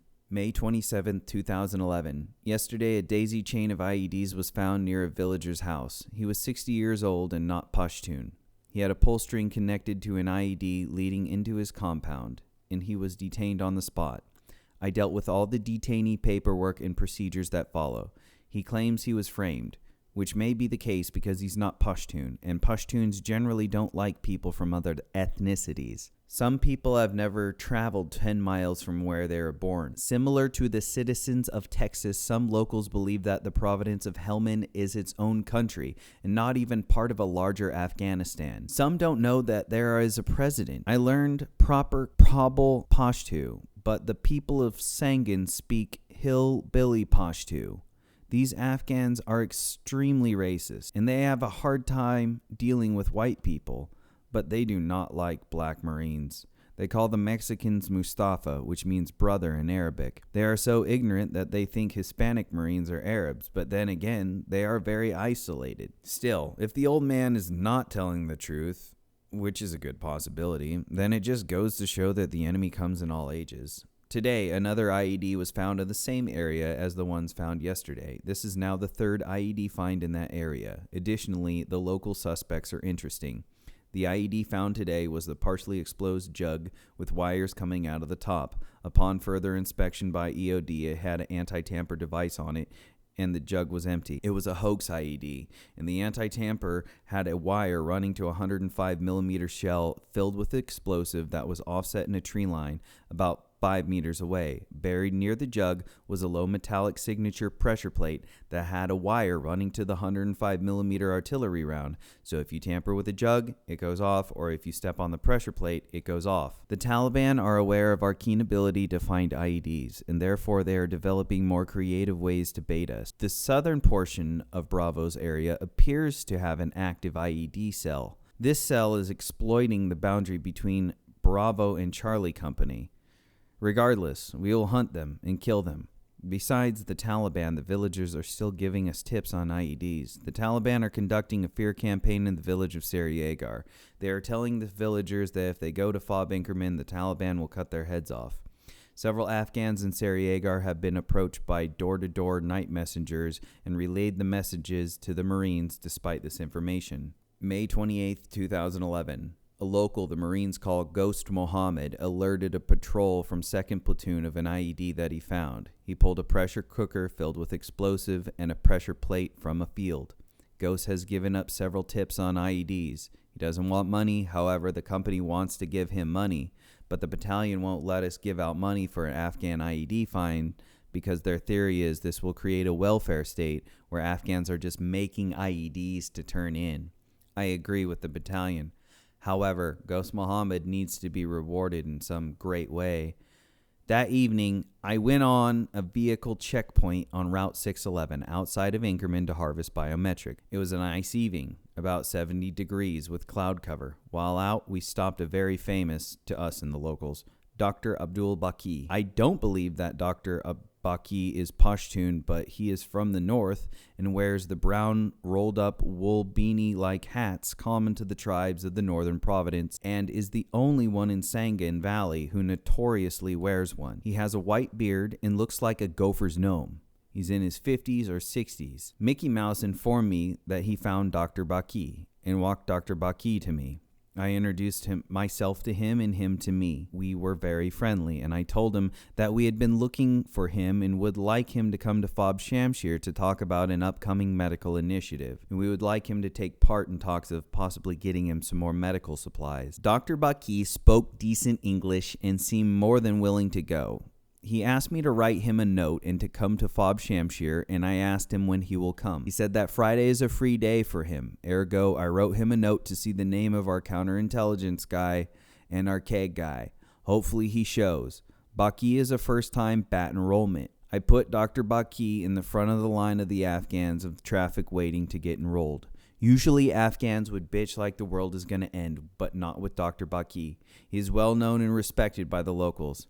Every local I have asked knows who Dr. Baki is and thinks highly of him. There are very few doctors in the Sangin Valley, and Dr. Baki is one of the only ones in the upper Sangin Valley. Now a little backstory on Dr. Abdul Baki. He was trained in medicine in Lashkargah, a more modernized city in Helmand. There, he was trained by American doctors, and he also learned English. Though he has never been to medical school, he has been questioned by American doctors and Navy corpsmen here in Sangin, and he appears to be competent in his knowledge of medicine. He's more like a glorified paramedic. He delivers babies and performs small surgeries, as well as other medical operations. He writes prescriptions and administers medication. Dr. Baki has admitted to working on Taliban fighters in the past, but because of his honesty, he's never detained. But he is highly suspected of being a Taliban sympathizer, and several anomalies seem to indicate that he is. When searching his vehicle, he had a box of medical supplies with the word Kodaze written in English on it. Kodaze happens to be the frontline village for kinetic fighting. Going back a few weeks ago, some people we brought in for questioning because of the possession of a plethora of trauma kits from Iran, which they claim that Dr. Baki made them keep at their house for later pickup, or else he would have the Taliban kill them. At this point, we have no real hard evidence on Dr. Baki. Even if he was to get caught right now giving Taliban fighters aid, we would have no hard evidence on him. If we were to detain him, the natives would be furious, and I think this area would go to shit real quick. The juice is not worth the squeeze, and so we sent him on his way on a good note, but he is to be watched very closely. I am happy because I have his biometrics, a dopamine hit, and a feeling that war is being gamified. May 31st, 2011. Yesterday, I had to write a statement on Corporal Davey. He's getting a 6105 page 11 entry into his service record book because he abandoned his post for 3 days. Davey is a lazy bitch and doesn't seem to care much at times for more than himself. He does do good things, though. I don't have to supervise him too much to keep things organized, and he gives the illusion that he cares. Also, he tries to educate himself on many different things. I told him that if he relearns Pashto, then I'll let him leave the wire. He gave the illusion he cared to study Pashto by using a course on his computer while he's down in the FDC. With a little bit of direction from myself, he did just that and is studying the Pashto language course. They seem to send the problem children to me, like I have some way of motivating them. I don't. I'm just an illusionist too. I can make their fuck-ups disappear a lot better than others, but when the cat's out of the bag, there's only so much I can do. Besides that, today we had what was called Operations Minimize. We have had this for a few days now, and the reason is the wind is strong, and the air cannot effectively fly. A blimp cannot go up, and we do not go out on patrols. So much for any climb in place. It's dumb shit like this that the enemy picks up on and gives them freedom of movement. I know that they are taking this time to plant IEDs. It really makes me resent the ISR assets and the stupid people who dictate that air assets are to be placed above everything else. We don't patrol at night. We don't patrol when it's windy. It makes us look weak to the enemy. How were wars won before Operations Minimize? June 1st, 2011. We are out of Op Minimize, and it's Valdez's big day, Operation Marsamp Salsa. He wrote the order himself and got it approved. Valdez had reports from multiple locals saying that the Taliban was kicking them out of their houses and going to attack Inkerman. It was supposed to be a clearing operation of all the compounds tracing a fence line of the Cupec 1 Fox sector. He wrote the order and got the ANA on board. Getting the ANA to cooperate was a big deal because they are lazy and undisciplined. A few are good to go, but the rest could care less to be there and about the future of their country. We left the wire with 25 ANA and 100 Marines. It was Valdez's doing. I'm happy for him, and naturally, I tagged along with him with the bat system. Valdez took his helmet cam and got some decent footage, and I also took some good pictures. A combat camera guy was with us, and he did an article on Valdez and I. The combat camera Marine thought it was interesting that I took the bat system out. He got a lot of quotes that I had said on counterinsurgency in an article supposed to be uploaded to the 1.5 website.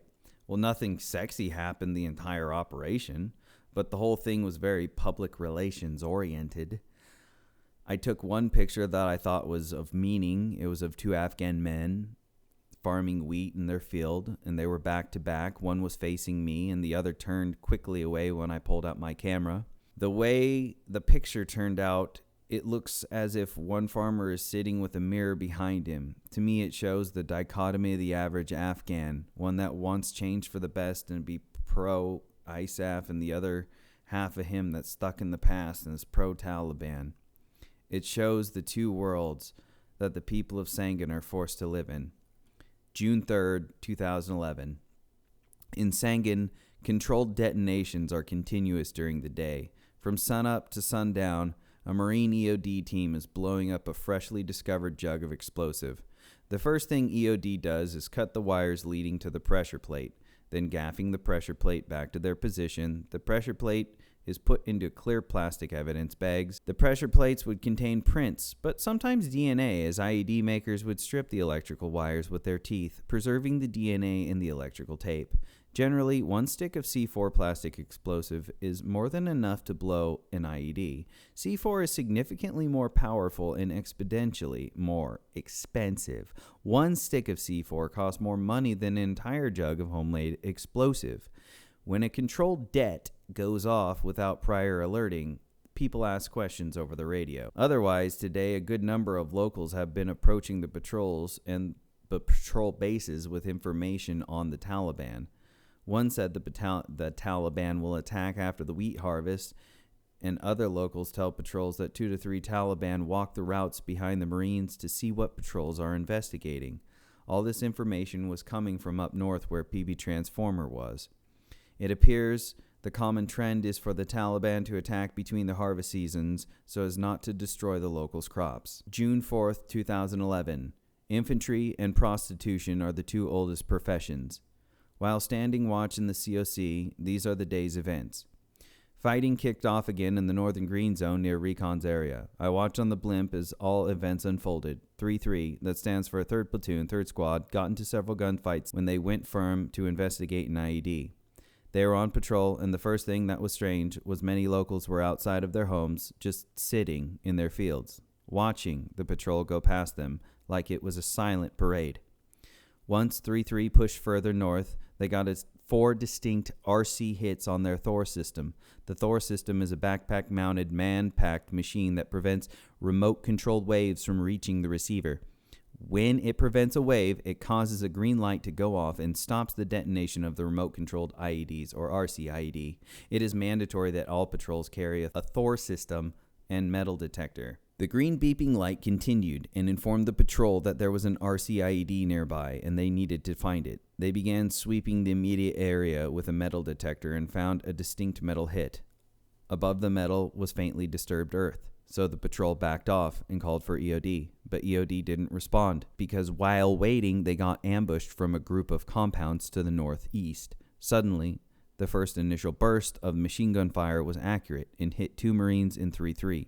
One was hit in the Kevlar and one in the body armor plate. Both lived and were in fine health because their gear saved their lives. They assaulted towards where they were taking contact from, and the fire quickly stopped. They got into several of those quick hit-and-run engagements throughout the day. They brought a civilian ICOM radio with them and were able to listen in on the enemy radio traffic, getting several enemy call signs. From the blimp feed, I watched as groups of fighters would get together and plan out more attacks. I know their entire goal of the Taliban is to get the Marines to respond with disproportional force, causing collateral damage. This is the same Taliban tactic that we have seen when they attacked on May 19th and 20th. We still have not dropped a single piece of air ordnance on them, and that may be the reason that we still have good rapport with the locals. The Taliban are going to fight us, but it's how we choose to fight them. I think the RC IED is the Taliban's attempt to prevent collateral damage to the locals and keep Afghans on their side, but we will eventually win out. The only thing left for the Taliban to do is to mass forces against us, but that won't work too well for them, and they know this. Suddenly, on the blimp feed, 2 black smoke signals rose up on each side of the Marines, and the Taliban began firing in between the black smoke signals. This leads me and others to believe that the black smoke signals were meant to act as left and right lateral limits, just like we use on training ranges. The Taliban most likely did this to help prevent collateral damage. There have been reports from natives that the Taliban went to Kodazay and talked to the village elders. The Taliban and the village elders came to an agreement that the Taliban can live and fight in their village, but if they don't cause damage to the properties. This is showing that the Taliban are using counterinsurgency tactics as well by trying to win over the locals. June 6, 2011. Did you know that it only takes 20% wounded for a Marine rifle squad to be combat inefficient? Yes, because now the squad is focused on changing missions, roles, and carrying more gear. Another firefight today in Kodazay with 3rd Platoon. 3rd Platoon didn't get as far north this time before they were attacked. I don't have too many details on it for now. I only watched the aftermath on the blimp. One Marine was shot in the left bicep and the round exited the top of his shoulder. He was fine and evacuated out. Tomorrow I'm going to Fob Nole to talk to the career planner about re-enlisting. Moreover, I was informed from higher that I have been flagged to be a combat instructor at the School of Infantry, and I'm somewhat excited about it. June 7th, 2011. Reason is slave to passion, and monsters patrol the borders of reality. A sergeant from Alpha Company stepped on a pressure plate and will for sure lose one leg. I don't think I know who he is, but a Hispanic staff sergeant from Bravo H&S platoon bared witness to the event and explained it to me when he came to Inc. The staff sergeant was a first-generation immigrant and had a thick accent as he described the injured Marine's leg. His skin was flopping over the bone of his leg like chicken skin. In addition, we are going to be moving to a new area. We, as in my section of 81s, are going to relieve 2-8 Echo Company with a patrol base with Afghan soldiers. It is said that we're going to be at patrol base Hanjar, and at least it has air conditioning. As long as I have AC, I'll find a way to make do. PB Hanjar is in the southernmost portion of 15's area. I went down to Fob Nole to get my re-enlistment paperwork submitted, and while I was there, I talked to the 2-8 click chief. He informed me that there were several places in the eastern part of the area that the Marines have not been to. Most of the compounds are not occupied, and the Taliban have a very active IED cell. I asked him what sort of information they are getting on who operates the IED cell and how to target it. He said that very little has been done, and upon further question revealed that 28 has only conducted 6 clearing operations while being in Sangin. Bravo has done 5, and we've only been here for 2 months. 28 doesn't have a very strong intelligence cell, and they don't push out much information to drive operation. They do not conduct night OPs and very few day OPs near the Helmand River where they know the fighters cross at. They know that the foreign fighters come from the desert to the east of the area from across the river to the west. They are only restricting themselves to comfort-based decisions, while their Marines, they claim, are great at finding IEDs. But it's easy to find IEDs when an active IED cell is operating in the area. Anyway, another Marine from Alpha Company stepped on a pressure plate IED today and he was an amputee. That's all I know. June 9th, 2011. What is a hero? A hero in Sangin is a brevity code for dead Marine. Today, Blackfoot had their first hero and 3 injured after stepping on a pressure plate. It's a rough day for 1st Platoon out of PB Fires. I didn't know the Marine, but his name was Lance Corporal Nicholas O'Brien. Carlton's squad was patrolling near the area at the time and was quickly sourced to help 1st Platoon as they searched for the body. The only piece of human remains found was a plate carrier wrapped torso floating 1 mile down the irrigation canal from where the blast happened. However, the day continued as the locals appeared for Claims Day. Claims Day was the special day that the Civil Affair Group Marines, or CAG, hosts to tolerate locals with pieces of paper wanting money from us for things we've done. CAG oversaw the distribution of government funds to locals. I used to help Dwyer do this, and now he's out of the fight. The locals would show up on time, line up, and patiently wait to see a CAG Marine at the entrance of the fob. I began to harvest biometrics as one man indicated he had some helpful information about the Taliban placing IED belts in unoccupied villages. He was thanked and sent on his way. Later that day, 3rd Platoon detained 2 villagers, one of which happened to be a local who came in with info earlier that day. Furthermore, the COC wanted me to question him and determine if we should detain him. I grilled him with questions and got a lot about teachers in Kodazay because the man was a teacher in Kodazay. Turns out that this was all one big misunderstanding and he was released that night. June 6, 2011. 3rd Platoon got into another gunfight today in Kodazay and took 1 wounded. A gunshot wound to the foot. He's fine. The round went in and out with minimal damage. The Taliban in Kodazay claim to be the original Mujahideen, and by the way they fight, it would appear so. They maneuver on the Marines when they're stationary. They follow and fight them all the way back to Transformer.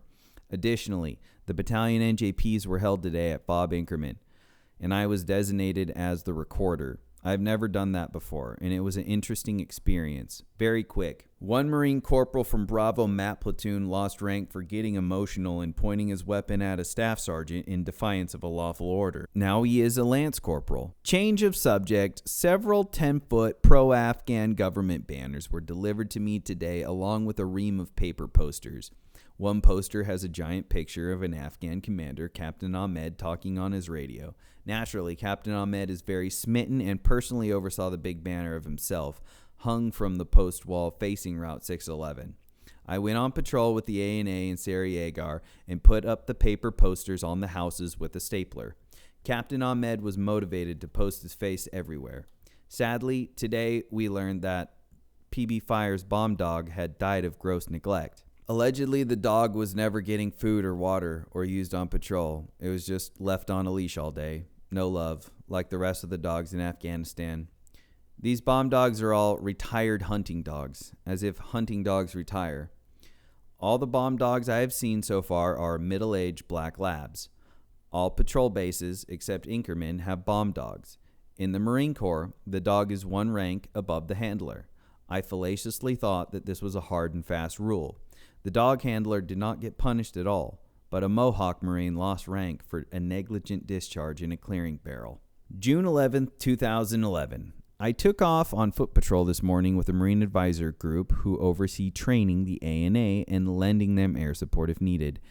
They also act as a liaison between the Marines and the ANA. I had Carlton's team with me, but not Carlton. Carlton and a few others went to PB Handjar to gain information about our new area. We went through Sarajevo, and I put up a few posters and hung a banner on one of the ANA observation posts. As we set off south to the southernmost ANA post, I saw a wall of a building that I thought was a great place to hang a poster. It looked as if it had been a highly trafficked area with an open square along a road running east and west that looked like it was commonly used by the villagers of Sarajevo. I went to the building, and I knew that somebody was there because I heard a woman's voice faintly speaking. I began to knock on the door, and no one came. I got the attention of an ANA soldier who was next to me, and I wanted him to translate my point across that I wanted to hang a poster. I knocked on the sheet metal door again, and I was knocking. A loud burst of automatic fire rang out. My first thought was, great, the ANA behind me had another negligent discharge with their rifles, and I continued to bang on the door. Then a second burst rang out. I thought, again, and at this point I realized that we were being shot at. From what building, I wasn't sure. I guessed to be the north of our position. Then we received a third burst of fire from a different direction. It's hard to assess where the shots are coming from in an urban environment. I quickly posted Marines on security and began to task out the ANA. One Marine in Carlton's team that I posted on the corner down a road going west had positive identification on a man 600 meters away in a tree line near the edge of a building that was surrounded by sheep. He saw a rifle and talked me on to where the man was. I faintly saw a rifle, and the Marine wanted to shoot him, and rightfully so, but I informed him that the man was 600 meters away, and that the Marine was in the kneeling position, and he would surely miss the shot. No shots fired on our part. But just like a paper-hanging media man, I proceeded to put up a poster on the wall. It was assessed later that we had taken harassing fire from both the east and the west. In retrospect, that was a great place to hang a poster and a great place to shoot at a patrol. There was raised rooftops from a hill to the east and an open road visible to the west. No one was coming out of their homes to talk to us as they usually do. All signs were there, but I have not patrolled Sarajevo enough to understand the atmospheric change. We continued with the patrol. Now I get to rub it into Carlton's face. How the funny Pogme gets shot at on patrol. Carlton, Mickey Mouse, and Valdez, who want combat action ribbons so bad don't see shit. Carlton was very butthurt. Old Grandpa Gravebreaker took his boys on a deer hunting trip and popped their cherries for the first time. Carlton did not. Fighting still continues in Kotazay, as a Marine from 3rd Platoon was shot in the stomach and he was medevaced out. The Taliban are very bold and are not afraid to ambush Marine patrols in this area. June 12, 2011. I was rudely awakened this morning when learning that Blackfoot had just had 2 separate instances of massive casualties. I went directly into the COC as I heard the medevac helicopters flying overhead. Full story. 3 days ago, Bravo Company took their first hero. Today, it turns out that the squad from 1st Platoon went back to the area of the IED strike to hunt for more gear that was blown off his body. The day before, the same squad was in the exact area looking for gear. I don't know, but I can only speculate that the Marines went back to PB Fires that night and had no overwatch on that area. Regardless, today they paid the price. When searching, 2 Marines struck 2 pressure plates as 3 other Marines went up to help. One of them struck another IED, and all 3 of them were seriously injured. Then another group of Marines ran up to help, and they were all seriously wounded from shrapnel. As a result, 1 killed, 8 wounded, and one of them is almost dead. Among the wounded was Bravo Company's commanding officer, who is an amputee from the knee down on his left leg and possibly eye.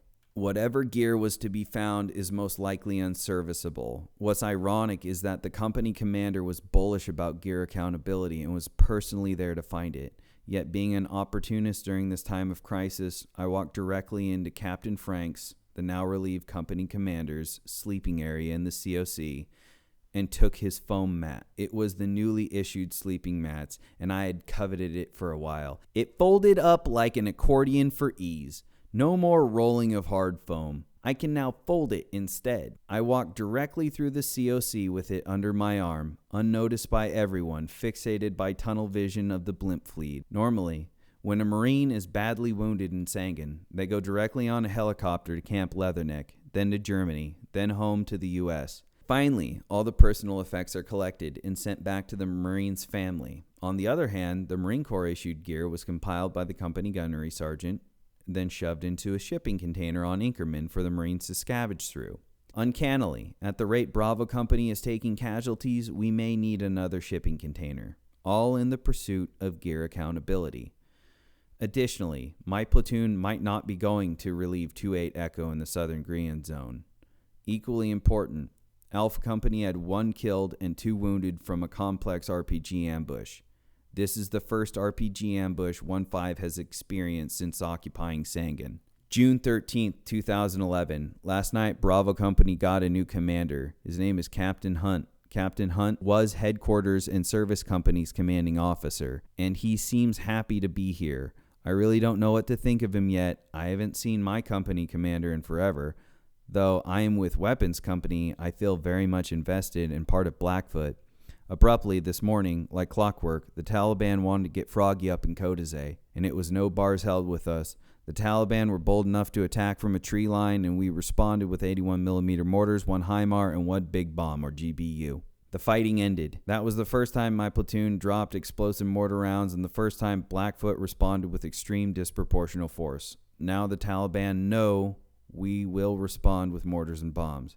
They will stage attacks in compounds in hopes that we will destroy the Afghan compounds.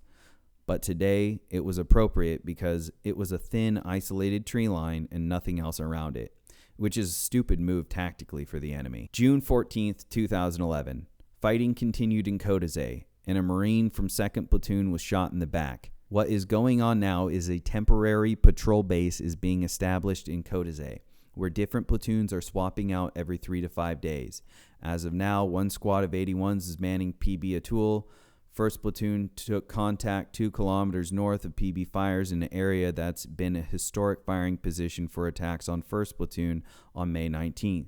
The contact was swift and quick, no one killed or wounded from either side. June 15th, 2011. The fighting continues in Kodazay. I quickly assessed and brought up to Captain Hunt that while the fighting in Kodazay is taking place, the Taliban had pushed farther south along the river and has placed significant IED belt. The Taliban would begin a pattern of shooting at patrols and egressing quickly. While the Marines go to maneuver on them, the Marines strike IEDs that are placed at the most likely avenues of approach. Not too long after saying that, a loud crack, boom, rang across the land. This happened as a result of 6 wounded. 2 of them were triple amps, and the rest were badly hurt from shrapnel. One of the triple amputees was a guy I knew named Yarbrough. Yarb lost both his legs below the knee and his right thumb. I used to work with him at Edson Range, training recruits. We shot together on the shooting team. We used to have talks at length about his life and his troubles. Now his life will be forever changed by a moment in time. It was 2 IED strikes that devastated the squad, and both were on commonly used trails near abandoned compounds. Both happened the same way. One Marine initially steps on one. He ended up being fine and just concussed, but Yarbrough, who ran up to him instinctively and struck one. The blast propelled Yarbrough's former bootlace into the face of a nearby Marine in the shape of an S. IEDs come in 3s and in triangular formation. More specifically, on a bridge. The enemy is not stupid and puts IEDs in places that they believe will be useful. It works against 1st Platoon. Yarb was a replacement squad leader and pulled from Blackfoot Headquarters and Service Platoon because 1st Platoon was hurting on squad leaders. Later that day, we got to fire the mortars, high explosive rounds, and it felt great. To top it all off, the blimp hasn't been working for the last 4 days now because King Leonidas broke the fiber optic cable that goes to the camera. This is the 2nd time he's done this, but dinner was good. June 16th, 2011. Because Blackfoot has taken numerous casualties, my platoon is not going to PB Handjar. We are now staying in Bravo's area. A new patrol base is being built at the village of Kodazay. 3rd Platoon will be manning it. A group of 26 Marines, including myself from 81s, will be manning 3rd Platoon's prior patrol base, PB Transformer. We are leaving on the 20th. Captain Hunt brought up an interesting point that has infected my thinking when it comes to investigating Afghans. They're all guilty of something. It's just a matter of figuring out what it is. Right now, I totally agree with him. I highly suspect GQ is guilty of lying on his resume to get his job. He really sucks at Pashto. For example, he needs the ANA soldiers to act as a middleman for serious translation between the locals and the Marines. It's annoying, because we really don't know too much about what he's saying. Regardless, he keeps having sidebar conversations with locals and disregards what we tell him to say. That is apparent when he chants the same Pashto phrase repeatedly. Prohiji, meaning understand. I write down 10 words a week that I think are necessary, and I get GQ to translate them. I attempt to use these words on patrol and practice incorporating them in my daily conversations with the locals, which the locals appreciate and make fun of my accent. The kids are brutal when it comes to bullying, and I am very impressed with the Marines and British before us on this one massive observation. Not one time did I ever hear a local Afghan ever utter a racial slur about black Marines in English. They did in Pashto. That observation implies that the locals were never taught these slurs, because they certainly would have used them. The teenagers smoke cigarettes and organize kid swamps against first-time Marine patrols in villages. Kid swamp is a unique posturing phenomenon that I have encountered in Iraq and now Afghanistan. The kids bombard Marines and try creative ways to disrupt a patrol. Attempting to pickpocket was a first for me. The kids would violate your personal space and box you off from the rest of the patrol. When the kids would try to steal your gear, that's when you must respond with speed and violence of action. Every time, the correct answer is, hit that kid. The adults don't care. There's nothing you can do to these kids that their parents haven't already done. The fact is, you can't go to the parents or get any adult to give a fuck. All the adults see is Marines getting punked out by kids. Hit that kid, for his own sake, for they know not what they do. God forbid one steals a grenade out of your pouch and is visibly running around with it. What are you going to do? Kill the kid? That wouldn't go well. Butt stroke those kids. Teach them that you're a professional fighting force. It's your duty to teach those kids. Do not approach an armed patrol in a war zone and attempt to steal explosives. Simple lessons Afghan parents never teach. How you handle Kid Swamp will increase your survivability in a minefield, because the kids here are planting the mine. Gross child abuse and neglect is the Afghan education system. Horrid skin deformations from burn scars are commonplace. At least one kid per village is a burn victim. Most often, small toddlers pour onto them hot pots of boiling food from the low-lying mud pit ovens. Today on patrol, a burn victim child had a horrible facial deformation that stood out to me. I was talking to the kid's father about how it happened, and the father responded, his mother got mad at him, and she threw hot oil in his face. I asked, what happened to the mother? Nothing, he said. How do you know she won't do it again? I demanded. Because she's out of cooking oil, replied the man. I don't know if the dad was being sarcastic or serious. In a fucked up way, you might as well joke about it, because there's nothing anyone could do.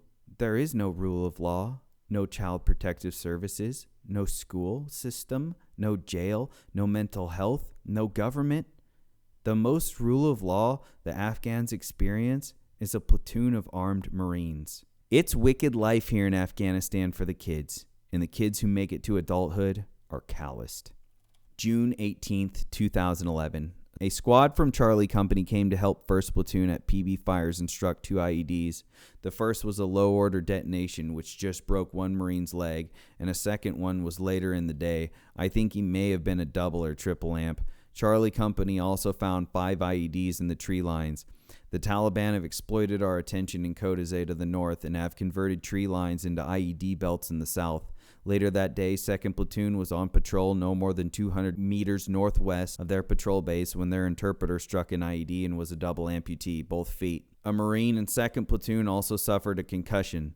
The Taliban are very bold at emplacing IEDs so close to the patrol bases. Emplacing IEDs close to PB Atoll has been a common trend, even before the major fighting shift to Kodazay. And now it's trending near PB Fires. Bravo Company is trying to get a hold of chainsaws to cut down the tree lines near the PBs. It doesn't seem that the PB transformer has an IED close to it yet. It only may be a matter of time until that happens. The patrol bases have had several reports of individuals digging in the tree lines at night, but they could not do anything about it. The fact is, people don't farm in the tree lines, and when we shoot illumination round to sea, they drop the shovel and run. We have been sending out the message to villagers that if they want to work near the tree lines, they must contact the patrol bases first or we will shoot them. Night observation posts outside of the bases are very crucial to preventing the emplacement of pressure plates. When patrols conduct night OPs, they're very boring at first, but this is because the enemy is not moving around, knowing the Marines are out there. How can you own the night when you're not out at night?